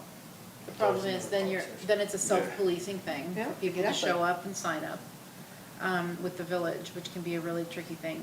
But on the bright side, from a code enforcement perspective, the difference from where you sit now to where we all sat a year ago is, a year and a half ago, is the village now has your own prosecutor. You're no longer dependent on a Xenia municipal prosecutor to do the village's prosecution in municipal court. So you can now prosecute code enforcement violations in municipal court because you have someone dedicated to the village who will prosecute your code. And that did not used to be the case. I'm assuming all this is gonna go under, talk about rental registry in detail, great.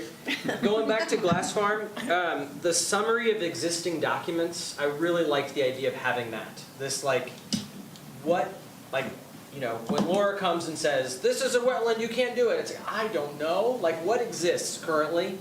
If there could be some sort of analysis of, you know, sharing, here are the relevant documents, here's our summary of it. Huh? I'm looking at Judy. Yeah. And we can dig in on that too, Of Johnny, course. however is Uh-huh. useful. I know, I was gonna say, we didn't even include everything in the packet that we wanted to about Glass Farm, and then I think we really, Yeah. there's so much there. Really good.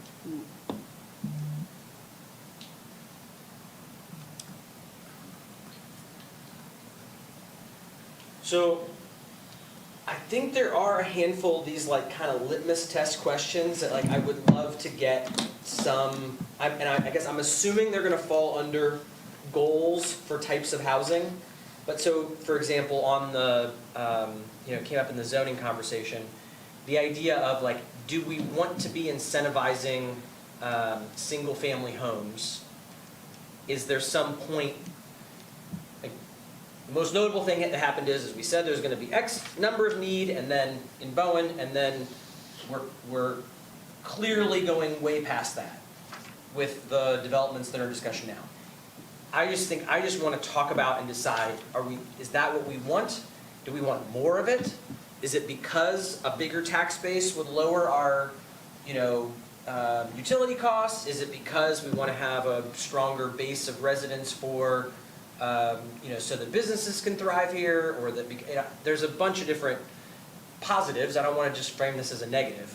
But I would like to just answer that instead of having it be this subtext behind these campaigns. So I'm assuming that there's like a, in goals, No, I mean, the other thing we talked I about mean, when we in- started the day was. yeah, types of housing. Housing, like, housing mission statement, right? Yes. Is that- Yeah. is that- Yeah. So that goes along Sure. with this, right? These are kind of the other, you know. So it's like mission statement and priorities or something, Yeah. or, you know? Okay.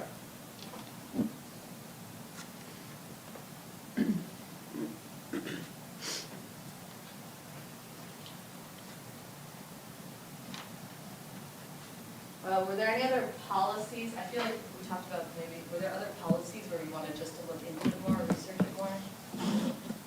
We talked about, Well, are there's- related to zoning, the building Yeah, we talked about- conservation practices? Yeah, we talked about inclusionary zoning, talked about some design guidelines, like all of, but I think they all fall within some of the stuff that we.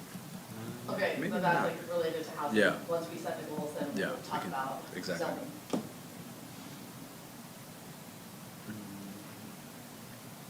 I mean, we didn't, so didn't- we don't have Lawson Place up there, but it seems like it's a, you know, by the, again, I'm just sort of defaulting to by the end of the year, and we could update things, but to give ourselves a little bit of flexibility, but have an approach on Lawson Place that's updated based on data by the end of the year.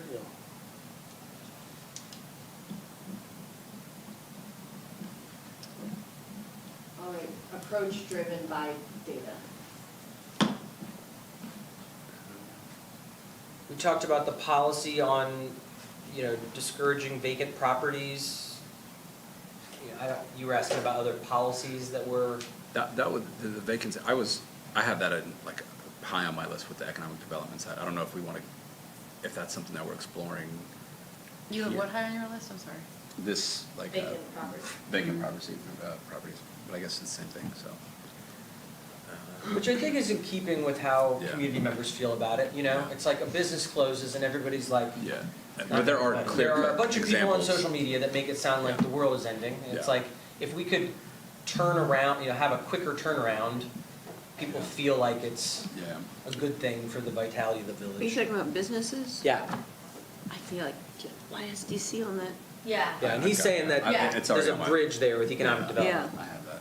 Yeah. I mean, I felt like where it's stuck for us is that we can't tax. All of these examples Yeah. are about a tax. But So we might be able to feed. we might be able to fee. Yeah. Right. Okay. Yeah. And there's some examples commercially that we can do. This might not be a goal, but maybe it's Do just you want me to homework. put it, I mean, sorry, Go I'm ahead. just You're trying to. good. I mean, Yeah. look into fees on vacancy. Or, As they apply to residential?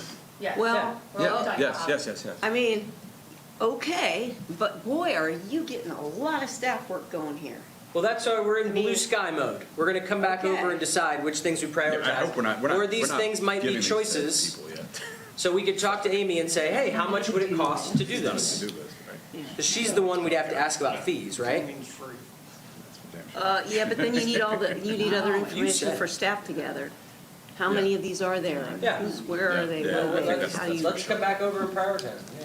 All right, and this one wasn't a goal, but we never drilled down on what we, at the very beginning, we talked about our definition of affordability, of affordable housing.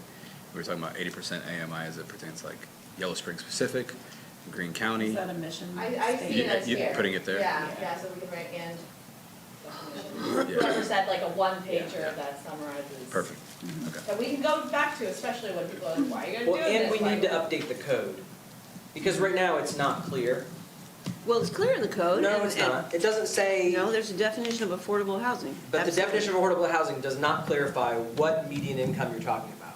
So Mhm. there's a massive difference between Dayton statistical area and we got into this with Windsor on the. Oh, yeah, yeah, yeah. That's where. So I'm just, it's not a major update, but it's a pick one. Right. And it is a fairly significant, it's the difference between somebody $27 an hour and $33 an hour being able to afford a park, Yeah. you know?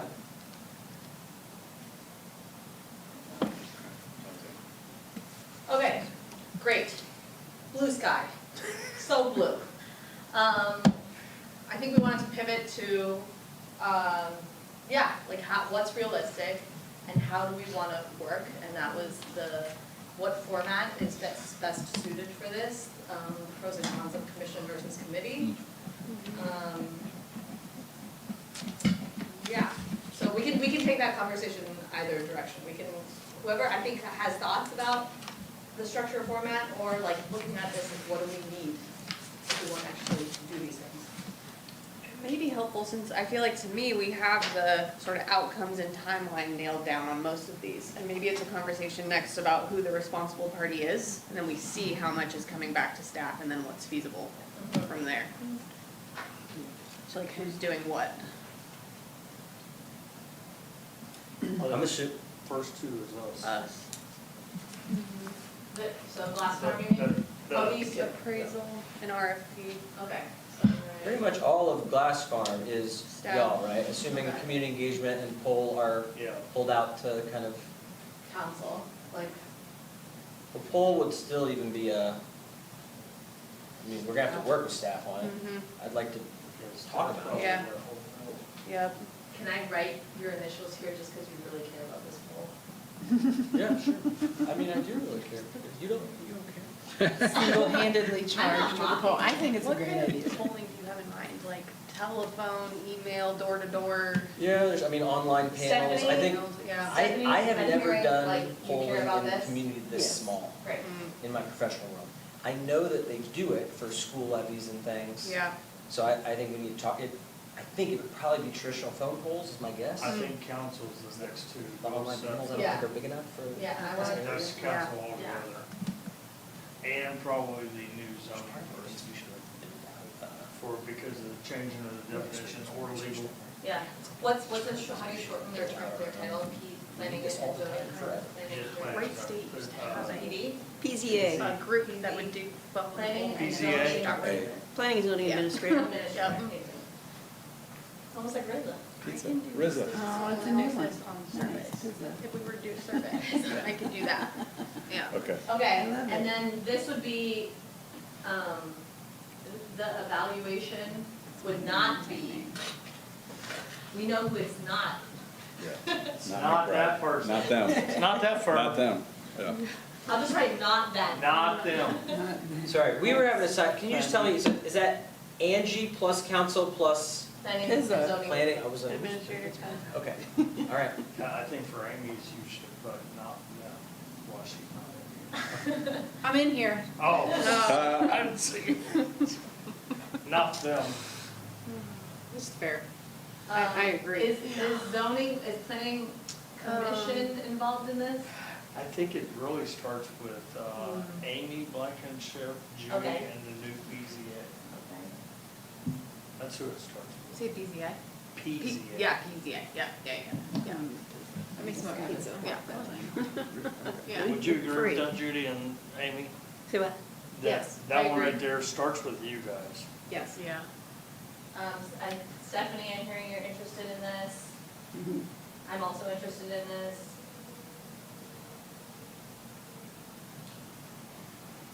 You might want to put Facebook on there too. Oh, too soon, sorry. How's that? Just so we're all prepared. I'm here all day. It's a comedy club down the So street. those two rental. Yeah, I those look are- into those it, are- I just don't know where that It starts. feels like they're council, like, Council? you know, with some, it's like with, we're doing with economic development or parking right now, it's like staff gathering things.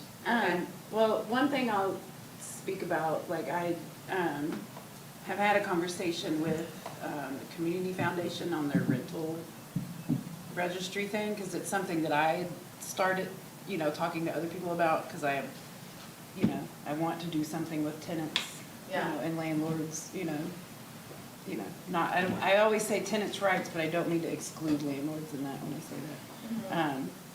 But that they are deciding, I'm supposed to meet with Chloe after they have that, what is it? I keep calling it the think Their tank. community, organizing. Something, yeah, I just keep calling it the community think tank, Yeah. but they're getting to decide, and that's one of the things that they're looking at, Yeah. approaching, so.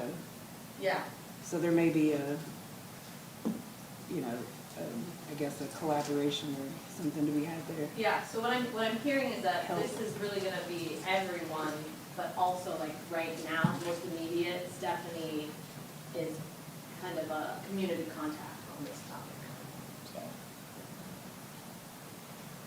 Well, so that would be us. Lawson. Fees on vacant properties, is that Amy? To figure out what is legally possible. Yeah, and that's, I mean, that was the pinnacle of our blue sky moment, where it's like, I think some of these are like, do we want to spend time on them? Or money. Or money, yeah. Maybe taking, I can. I'm It's a cheaper. nice cheap I'm cheaper. source. I'll confirm with her. There's a restaurant in there. Oh, yeah. Didn't know that. Okay.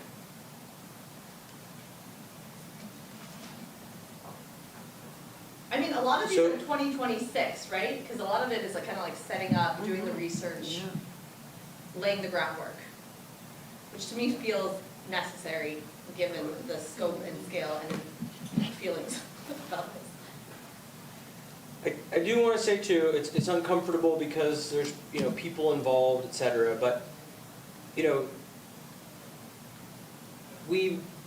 if we want to prioritize this, the interrelated component is how do you budget, you know? And then therefore, how do you staff, and how do you, so, you know, I think there's the path of least resistance is, what can we do with things exactly as they are now, right?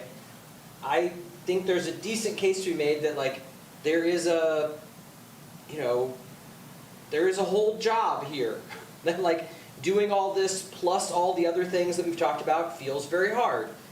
It's probably not even all doable with one other person. And it has then a lot to do with management and the skill and capacity of the people that are working on these things. So anyway, I'm just naming that like there is an interrelated component around how we budget and how we staff, right? So if I'm y'all, I'd be sitting here going, well, when am I gonna do all these things? And I look at this like we have to go back over all of our goals and say, well, which of these things do we prioritize? And which of these are more important than something else? Like, personally, there are things that are on our goals that these things are more important than. We kind of punted this, but if we go back over it, I would probably prioritize it, personally. And that also means that I would prioritize money for it. The most obvious thing that we did in the last couple years is that we put more investment into economic development. And right now, it feels like we've generally been pulling back from economic development.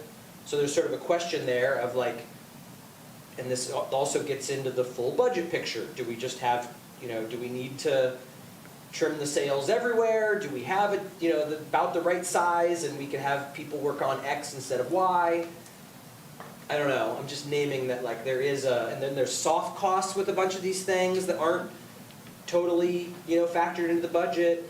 So just naming that there's like some interplay on how we choose how we use our resources.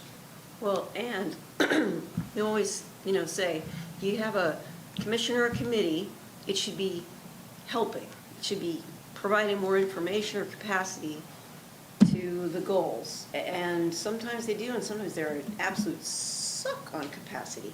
So if you decide, these are things that would be handled by a housing commission or committee in these ways, then it makes sense to do the housing commission or committee, as opposed to a group of people who are gonna keep circling around all these ideas and keep proposing different stuff because they all have feelings about those things, which isn't supposed to be their job. It's supposed to, council is supposed to say, we need this from you, and then get it back. If it works that way, it's awesome.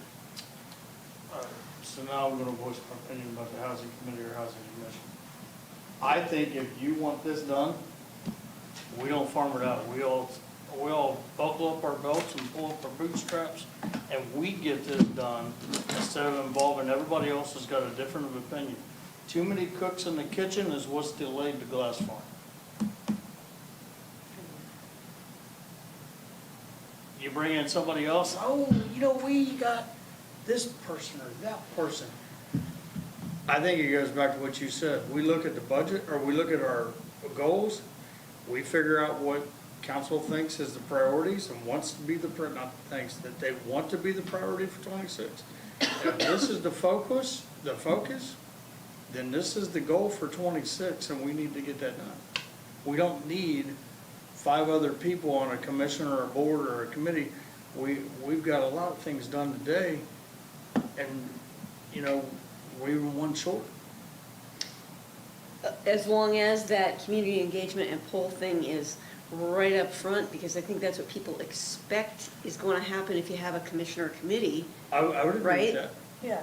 But I think we're also But I agree with communicating a you, though. lot better with all the different social media things. We have the key group and with the town halls that are being done with the foundation now, with like Tom's Market and stuff. Let's tap into that. I just don't think that we need to bring in another 5 or 7 different people with 5 or 7 different ideals and derail what we already got started. Well, and to your point, it's interesting because you'd have before housing committee, and then it has to come back to council, and Correct. council says, oh, wait, no. And it just created What do you mean? Why? Spin cycle. What do they mean? No. you don't agree with what your suggestion is. You mean like, So the then, committee would bring ideas and then they wouldn't go past council because council couldn't agree. Or didn't agree with the suggestion, so it's, Yeah. well, okay, why are you putting a committee in the middle? Which is what Johnny's saying. Okay, you guys are already talking about this, why don't we just keep that going? Yeah. And keep moving it forward? Okay, so I'll give I think I have it formulated. All of that makes sense. I agree and I can completely understand. None of us here is a housing expert, and there are people who are housing experts. And so for me, it's like, that's missing if we look into the future of this work. So, and also we were just talking about capacity, so everybody here is already doing other things, so if you bring 5 or 6 more people, those people have the potential to contribute, and it doesn't necessarily mean it will be derailed, though I understand. Like, there is a hypothetical where it's helpful.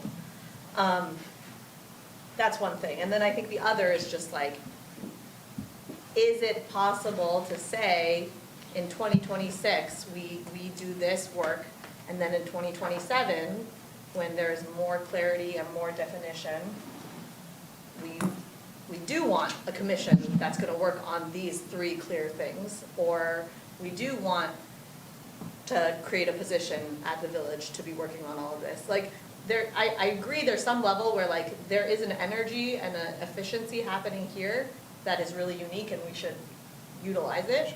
But I feel like it's gonna hit a point, maybe by 2027, where we're gonna need more hands on deck and expertise. Right. I think I agree with you. But right now, what I see on the board doesn't require anybody outside this room. Now, we have other resources that we can tap Yeah. into inside the community with, we got Dirk that does Springfield stuff, and he's done a lot of things there. We need to on the RFP and stuff like that. Brooker and Graydon, people's got people. I don't know that anything there says, oh, we can't handle it. We just have to make sure it's priority. From start to finish, you're saying? Start to finish, right here, I don't think. And to go back to Gavin's point on the economic development, Gavin, we are trying to push it back to different outsources, and depending on who comes in, depending on how that department looks, depends on what that person does. So I think we're missing the key person and the zoning end of it. And then it may be a revision to where maybe they also have a capacity built in to be able to help, or somebody in that department to be able to help do some of this stuff. You agree with that? That, So, am I hearing that right, that like, Meg's capacity was kind of, in her role, she also took on economic development? she did that. And that was her expertise or knowledge kind of developed in that direction. But it could be possible that this new PZA,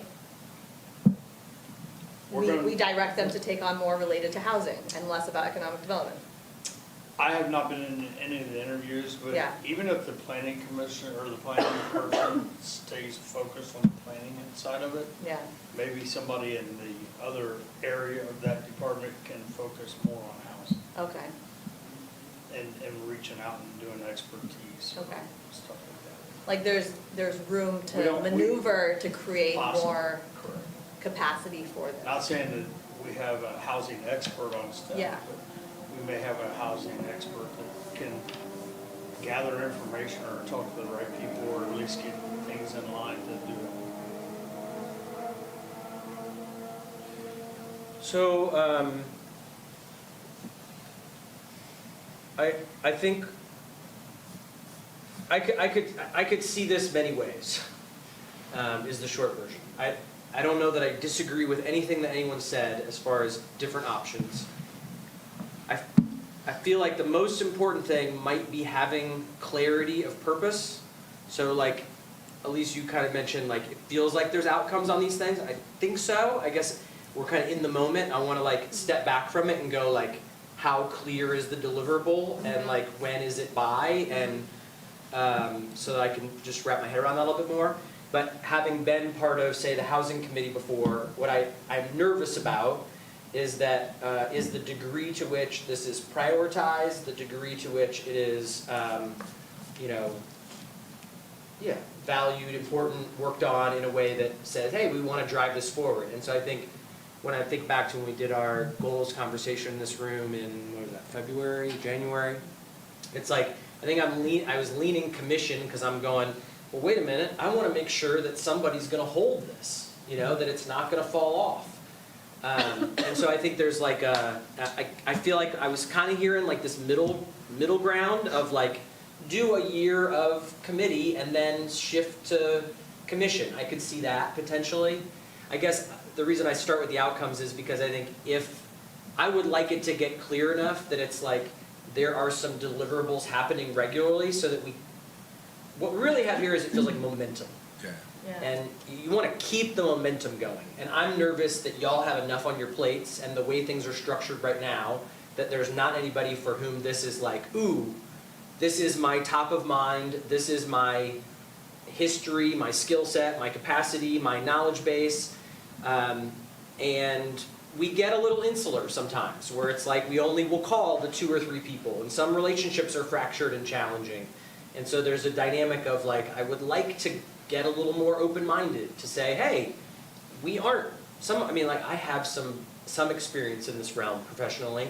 I think for the most part, we have ideas without a lot of, experience or, relevant, knowledge in these areas. So it's like, we're gonna need to touch base with other people, and that is gonna be a process in and of itself. So anyway, this is a long way of saying, like, ultimately, what I want to do is I want to see the momentum continue. I don't actually care that much what the structure is. If the structure stays, and it's functionally defunct right now, so if it's a committee, I think we got to have people on it that are going to say, we're going to keep it going. If we don't think that can happen through a committee, then we got to set up a commission.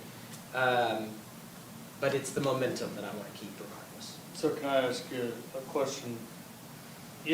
If we're looking for that expert, to go back to you and I's conversation about infrastructure, alignment, and maintenance people and stuff like that, is this worth putting money into finding that housing expert to be part of staff versus trying to do it another way? Put the money into the staff, and the staff produces the product, and then we keep moving forward? Or do you put money into contractors and things like that? Is it more, if we put out or if we put out a job description, or council and all of us come up with a job description on what that wants to see, and that staff person's, with benefits and everything's $125,000, and that's their full job is to work on this housing initiative. You're 3, 4, 5 years, 7 years down the road, and we're getting the benefit of the lower cost. You know what I'm saying? Upfront cost of investment versus contractor and this and that. And we know that their sole responsibility is to make sure that all this is happening no matter what. See, Just here's the problem I have with that. Can't operate in a vacuum. I just think that if, from the staff side, the goals are clear, yes, there's a lot of work there, but once you get an RFP out, once you've figured out the stuff, what do we want, what's the mission, what are we asking for, how do we change? There's all those moving parts, and then RFP, and kind of you're off to the next part, and that's, I just think, we had a planning and zoning person who did like all the work that now we apparently need 2 people to do. I just think we keep like siloing stuff. You know, housing relates to economic development, relates to, the more we silo things, I think the less efficient you actually are at just producing work. I gotta back up and not correct you, but tell you that I think your vision or your recollection's wrong. Denise had a part-time person. And so then you brought on the building department. And so now that part-time person works for the building department. So really, you did increase staff just a little bit, but we also took on economic development. And then we were trying to push it back. But, I mean, we're less on staff in that department right now than what we have been. You know, Except we Denise got- did economic development. She did. Karen Winthrop did economic development and pushed it to Denise Swinger. But I'm just saying that if this is truly the focus, because this is just one page of what we've been saying is left to do, the zero, the Lawson Place, the glass farm, the residential, the zoning, rental. Yeah, And if that person could handle everything except for the zoning, then that is their sole job, and we know who that person is, and we can help out whenever we can. But it was Yeah. just a question that I was throwing out there. Yeah. No, it's a valid It one. definitely resonates with me. I mean, I just think about how much we struggle with capacity as it was communicated in lots of ways when we had one complex project going, right? We were talking about LIHTC. It was like that sucked all the air out of the room for 1 year, right? We're talking about trying to get multiple things going, right? So it's just like, where is the human capital going to come from to do the thing? I mean, when I look at this, it's going to have to be both. You're going to have staff capacity, and you're going to have a budget for soft costs. Like, there are things on here where, like, we're never going to save money by having a person on staff who's going to do the appraisals. That's not going to happen. So you're going to have somebody to manage the appraisal, and you're going to have to pay for the appraisal. And there's several things on here. Like, the thing Elise and I were just sidebarring about is like, maybe we could build a partnership with Wright State to set up an ongoing tool for polling so that we can get an ongoing pulse to the community. And frankly, that's a whole project. But more likely, we're going to hire a firm that's going to do a poll when we decide that we want to get a systematic opinion of the village on a topic that we feel like has enough resonance to matter. So that's not going to save us any money. What would save us money, I think, over time is that we would actually build relationships and a knowledge base so that you would know, okay, we're thinking about an RFP. We have somebody who's going to the home builders meetings and is searching the 2-hour area around here looking for developers that might be interested in being involved with projects. It's constantly interacting with our local contractor to see which ones might want to scale up to do these kind of projects. That kind of like relationship building and like knowledge base development, if we don't have somebody who's dedicated to it, it's probably not going to happen. To my knowledge, it hasn't happened to date. And we did arrive here at in the housing committee conversations in the past, just for the record. Like it was, Yeah. we thought, okay, you're not going to be able to lift all these things without having some dedicated capacity for it.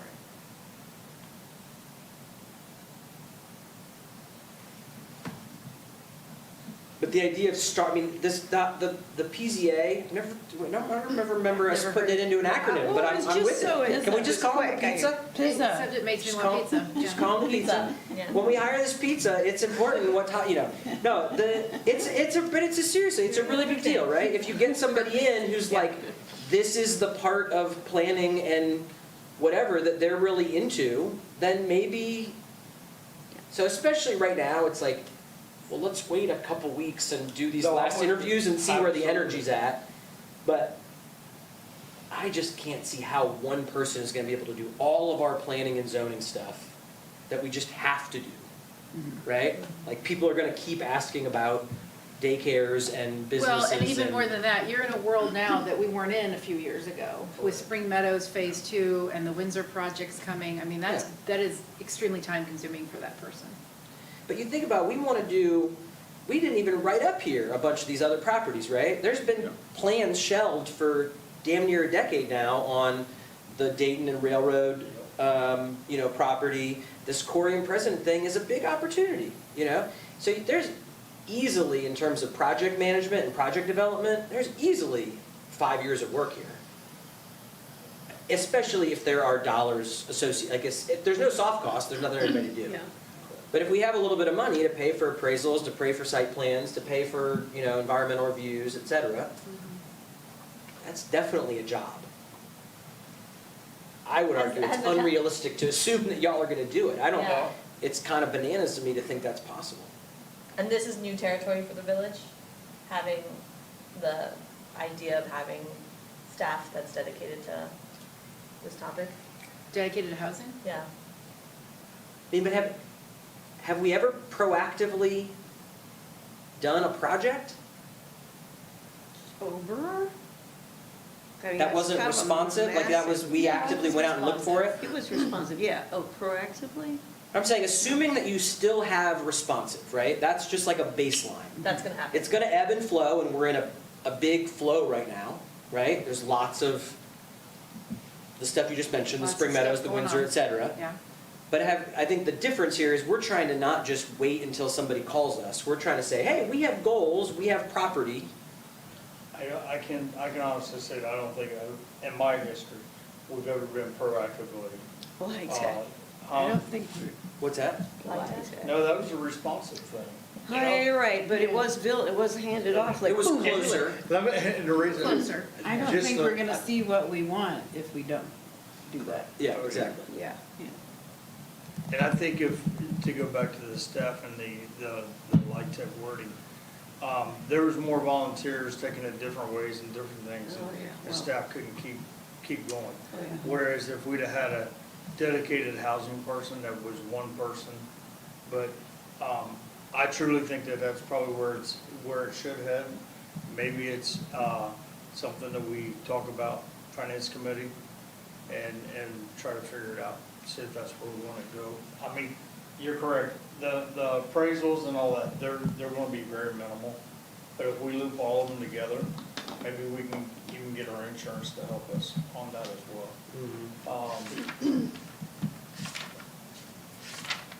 I don't know. I mean, y'all do see this, right? There are some costs that then it's like we have to figure out how to prioritize. And I would say I'm feeling like generally positive, on our financial position. Obviously we all saw the fourth quarter financials, like, the deficit conversation. We're gonna keep trying to balance where that's at. But the idea of finding some money for a top priority doesn't feel impossible to me. Now, if we do exactly what we're doing now, plus all this, like, we're probably gonna need to find some efficiency, like move some things around, realistically. So what's the outcome? Is the outcome just, and that's just really a question, is the outcome we want to have more and more types of responsive housing end? Or is it, here are the things that we want to do because this is going to lower these kinds of costs, this is going to give us more of this kind of a person who will help build our, this capacity, that, because otherwise it just looks like a money suck for a project that is a pet project, if we're not doing the equivalent of a pro forma, basically. Here's why we're doing this. Here's the social good. Here's the economic good. And the reason probably that I'm skeptical is, to use your phrase, we keep getting shiny things, and then the shiny thing is different for different people. So you put someone in there saying, get us the shiny thing, and then the different voices are all coming and they're like, I don't know, I'm shiny thing you all guys want. And so they can't operate effectively.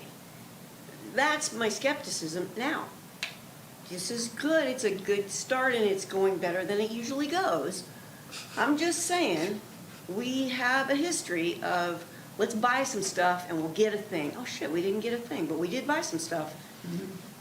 But we never had capacity to do this. I think that, the way I look at it is that, as I understand it, it's been 40 years of wanting to address housing, but none of us can remember a proactive project, right? I mean, that's like. Because no one could put their finger Well, on that's what what we're saying, everybody. let's Yes. direct, so it's the goals and the mission and the priorities saying, here is what we're going for.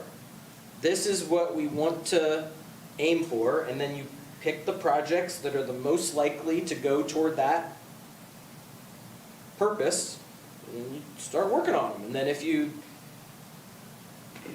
hit a big roadblock, I mean, in this case, we have enough assets that I don't think it's pie in the sky. Most notably, we have property. We do have money and or financing options. Look, some of these deals, they would just pay for themselves, right? There's a reason why developers do projects. It's because they can build a bunch of houses, sell a bunch of houses, make a bunch of money, and go home. We could do that on Glass Farm starting tomorrow. People would love to do that. It's just purely a question of how much affordability or how much sustainability of affordability can you get out of the deal. We could develop on all of our property right now. It's just a matter of, are you going to have any benefit on the social side? Mhm. That's the question. And Judy, I would say also, like, I think when I think about the committee versus commission, right, isn't part of the value of commission that no matter who is on your council, that commission continues? Well, let's be careful with committee versus commission, because it's a distinction without a difference legally. Okay. I mean, it's a little different when council sets up a formal, whatever it may be, commission or committee, and then appoints council members to sit on it and gives them a task and takes their recommendations, versus maybe just Johnny needing input from different people and bringing people together on a regular basis. But other than that, this distinction between commission and committee is new to me. I've not heard that before. The other thing I want to just tie in, to me, this is directly connected to the strategic planning piece too. Like, for me, it feels, and I'm just to be transparent, I am assuming that this like rises above a shiny penny because of how long, like, for all of my 12 years in the village, everything I've ever heard and everything I've ever seen, all these documents that we already have from years ago, reference concepts that we've never actualized. So I am just assuming that, and there's an interesting dynamic of like, could there be like a nesting of community engagement and stakeholder input on strategic planning and housing? Because to me, there's a lot of overlap conceptually of like, what do people want to see our community look like? And therefore, what kind of housing units do we need? And then drill down and have a specific conversation about Glass Farm. There's layers. But I'm just assuming it's not a shiny penny, in a way that if we were having some conversation about some topic that hadn't been talked about for decades, then it would be different, This is not to derail anything at all, but does it make any sense to do, instead of polling, to do a visioning process? Because really, if you're looking at a strategic plan, you need some kind of visioning process. You need, how are people feeling about all of this stuff as a totality? And then that informs, because we're working on a visioning plan that's getting older, or it's pretty old. Is the vision plan, is that the comprehensive plan? The thing that's mentioned in the, No. what is that? We have in the Bowen document, there's like a vision plan. What is that? Does anybody know? Oh, yeah, I mean, it was a major undertaking, and it was very robust. And What year people- was this? Like, does anyone use it? Yeah. I was 2010, Yeah. but I don't know why. Yeah, I mean, it's been a long time ago. It got Yeah. used more when it was more current. It was more fresh. Because people were they identified, these are our top priorities, here's why they are our top priorities. These are the kinds of things we want to see. It was exactly all these things we're talking about, polling people about, but it was done as part of a holistic process, and then a document was produced so that when you talk about, well, should we do this thing, you go to that document and say, boy, it looks like 70% of everyone who participated wanted this thing. It's just, But that's the Kinda strategic plan, pre-poll. right? The vision part of the strategic plan? Isn't that the same thing? Well, if that was all tied into one thing, instead of putting them separately, yes, it should play into the strategic plan, totally. That sounds like what would be the vision and strategic plan, and then there's a particular poll on, do you want to develop Glass Farm? And I think it would, you'd ask a series of questions. As 70%, 30% affordable market, as, whatever, you'd find a series of ways to get a snapshot of what is the community interested in. Anyway, but I think we're on the same page about the, so in terms of trying to answer this, like commission, committee dynamic, I guess I'm kind of in a place where I just really don't care. What I want is to have us move forward on these topics. And no matter how we cut the cake, it seems like there needs to be a small group of people, including 2 council members, and I assume at least 1, probably 2, and then once the pizza comes on, the third, Well, we gotta hire the pizza. we gotta hire the pizza first. We gotta order the pizza. and cake. And So- once that I started pizza's wanting cake. hired, then that will take us to the next Pizza's step ready. to where we can figure out. Yeah. So I guess that to me seems like the baseline. No matter what's happening, there's gonna be 2 council members, there's gonna be staff, and there's gotta be some work done to put this into a chart and say, are the outcomes clear? Are the timelines clear? And then keep moving, that's the group that's gonna be in charge and move the ball. Whether you then invite 2 or 3 or 4 or 5 or 7 other people to that, I don't really care. I just wanna see it move downfield. Can I say this? We can get started on some of this. We'll get the pizza hired. We'll get the pizza hired. We'll get the Bowen study back. Then we schedule another retreat in early June, and we sit down and we figure out at what capacity do we have to do this? Or do we gotta have the capacity of another person, or do we plans moving forward? So when's the Bowen study done? It should be done mid-April, end of April maybe. April, yeah. And then we're down to the final interviews for planning. We got 3 good candidates, so. 3 really good candidates, Yeah. We had from what I've been told, we had a phenomenal pool of candidates.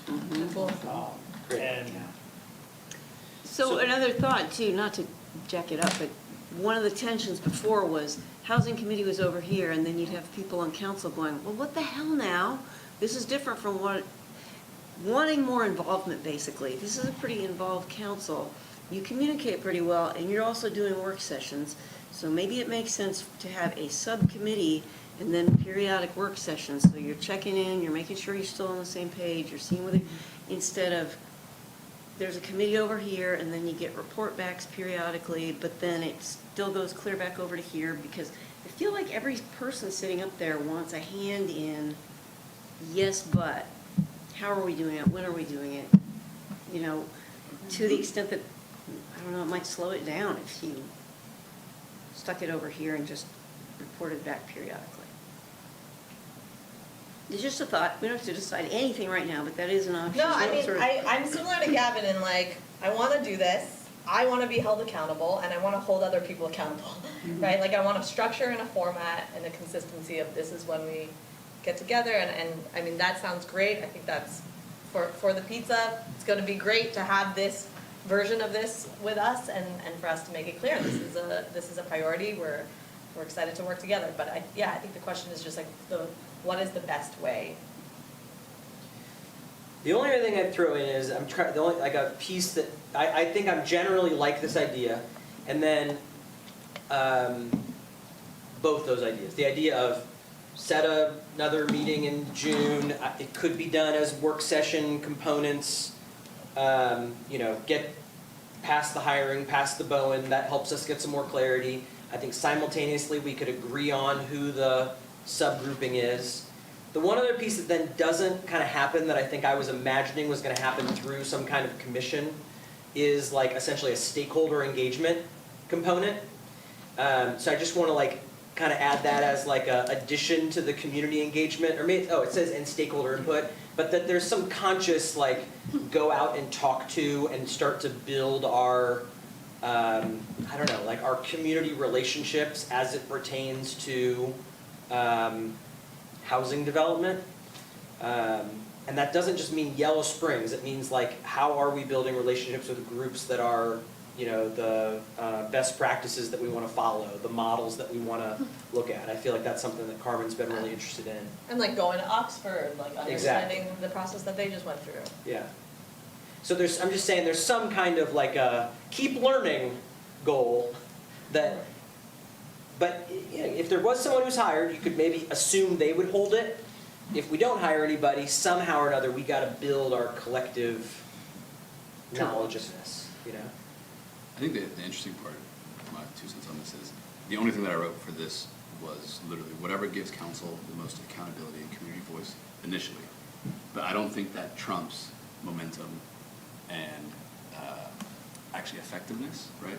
And so I think there is some valid, like, Johnny made a very valid point, like, some of this stuff can be done now without intruding and adding more pieces to the puzzle, while maybe also working towards something else, which is whenever we get this information in April and May, coming back to the table. But I agree that this council, I'm biased, it does feel different. It does feel like there is unity in mission as well as its relationship with staff and wanting to do right by all parties, whether it's from staffing or capabilities. And so I don't want to lose that. But accountability is key, but at the same time, I am all for effectiveness and moving this forward for the time being. And it sounds like we're about to get hit with a lot more information from the Bowen study that'll dictate some of this, but we have a lot to do. And I would like to continue to arm this specific group, whether it's Miami, Oxford, whether it's meeting with the housing authorities, that was in the packet. I think Oxford, I think I can try to set up a meeting for May, Great, let's do it. to try to, Amy, I may need your help with her number. I Absolutely. don't remember if I got her number or not. I think I Absolutely. did. And there's a former council member out there that might be useful to talk to too, who's an urban planning professor at Miami, who's got all sorts of ideas on housing, if any of you wanted to chat with him, yeah. Yeah, Just I gotta talk- split up the, I talked to somebody, you know, I put in one of the memos, this social equity plan that Oberlin did, they just did a big housing thing there. I mean, I think part of what's interesting about looking at some of these models in other places is like, I would love for us to find some more communities that have a similar sort of value set and have, what is the outcome of their housing related work. So that would be another like sort of expanded sort of stakeholder input question. Makes me think of special reports and like having people come and report out and just talk about different topics. Yeah, I know when I talked to Carmen one time about this recently, she was talking about somebody in Ithaca that she was really excited about that had done, so anyway, this would be, a small group could vet, hey, what are your top priorities and therefore what are the best models or the best ideas that we should have in special reports related to these things. So does Okay. anybody disagree? I mean, it seems like we're leaning on two people from council plus staff as a starting place, planning a follow-up gathering in June. This is also one where we could do one meeting and then the second meeting. Anyway, we could think about how to nest these things. But so what kind, you talking about a 4-hour deal, a work session, a whole day, what do you? I don't think we know yet, which is, I think we'll punt that to this group to go, hey, what is the next step that we Okay. need to do together? And how long does it need to take? I think we all would rather not be here all day if we don't have to, but we all care enough to be here all day if we need to be. If there is an issue. Right. So it's 2 people, so we have to empower 2 people. Then we're gonna circle back at the latest by June. I would love it if we could turn this into a thing that we talk about at council before then. So like this would be like in May. We talked about we would come back after the retreat and update the goals. So if we could turn this into a chart and think about, okay, which of these things actually gets elevated into the goals? Because some of these feel like they would be nested. With regard to following up no later than June, my thought on that is, if you're this close to having your new planning person in place, but you don't quite have them yet, there's value in scheduling it around them already being here, I think. so they're at least here for the next conversation. Yeah, yeah, yeah, And you should be very excited about any of the three, amazing. all Yeah. three candidates, great I candidates. love hearing that, that's good to know. Yeah. Yeah, I think, I assume we all agree, and it's just like this dynamic of every time you add a month, every time you add a, and I know for me, it's like 3 years just fly by, I know. you know? A thing that we Do we shelve get for a minute, we'll bring it back soon, you know? Personal board. Hopefully by mid-May. That's my hope. Yes, mid-May. Are they scheduled the next round? No, I'm hoping to schedule them next week, but I need to call references tomorrow. Okay. So that's anything we do tomorrow. That's fun. I'm hoping it's next week because I'm going to fall. I know. Yes, exactly. I So know. yes, Yeah. I need to get ahold of you, Gavin, check with your availability end of next week.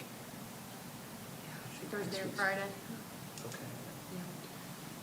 Okay, so in terms of the two people, it's hard because Carmen's not here, and I'm assuming that Carmen wants to do it. Angie, it seems like you want to do it. No, not at all. She's like, after this. Not interested, yeah. I guess I'm happy for you, certainly for you to keep doing it. I'm happy, I think, for I'm Carmen gonna to keep ask doing it. I Carmen, I'm wish just that, gonna text her, because, I mean, she's loaded. Like, if you look at all, who's on every single committee and Yeah. commission. Yeah. So it's. And she's leading, yeah. Hey, Amy, I got a question. If we go on a field trip to Oxford, only 2 council members or? Yeah. so Stephanie I need and I, lunch. are either of y'all like interested in this? Like as, I would be, yeah. okay. Yeah. So I feel like let's put this on the agenda for the next council meeting, because Carmen's not here. You could text her if you want to, but we're not gonna decide with her on text right now. So Yeah. we need to agree on 2 people at the next council meeting. Can we agree on that? Judy, you got that for the agenda? Field trip to Oxford. If you publicly notice Oh, something really? and take, then Judy'd have to go and you have to have minutes. Well, Well, Judy, with us? Hell no. Come Judy, I'll buy you lunch. Judy. I'll buy you lunch. Yeah, What we do didn't you even want? see if the senior center would let us drive their bus. I'll ride in the tri-shop. It's in a box. So then, Yeah, You right. pull the trash out behind. we're talking about updating, so could we aim for updating goals the last meeting in May? That gives us like a month here to take this stuff and put it into, And at Does the that sound same okay? time, give an update on the other goals? Or just Sounds good. updating the, is that the time I feel frame like for that would this? make sense, yeah. And Okay. then do you wanna prioritize at the same time?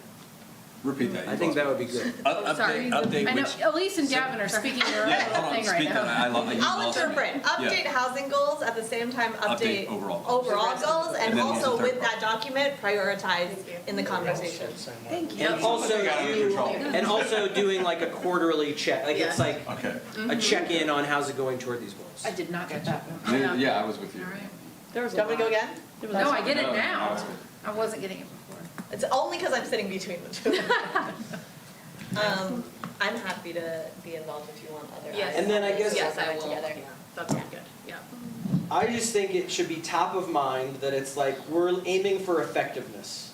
So it's like, I kind of think about this like when we talked about HR one time, a long time ago, it was like, let's just note that in 6 months, if it's not, so I think, right, this is in the category of like, if we're not making progress, if that's how people are feeling, then speak up and let's get the structure to match how to make progress.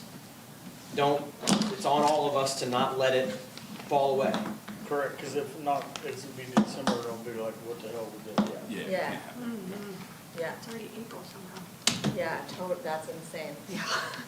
I thought having kids made my life go quickly, but the kids and the council is really Same time, double time. works. Yeah, when you have for me. those 2 meetings a month that like clock, that gosh. kick off Yeah. the month, it makes things go really, yeah, it's weird. Yeah, it's weird. It's like, weren't we just here? Okay. We were just here, actually. Well, Well, it is, it is very much 3:29. Thank you everyone for showing up and being fully present. Thank you. yeah, that was Yeah, impressive. Thank you. Done on time. Yeah. That was good work. Was this your, how many times have you done this kind of sessions? Professional?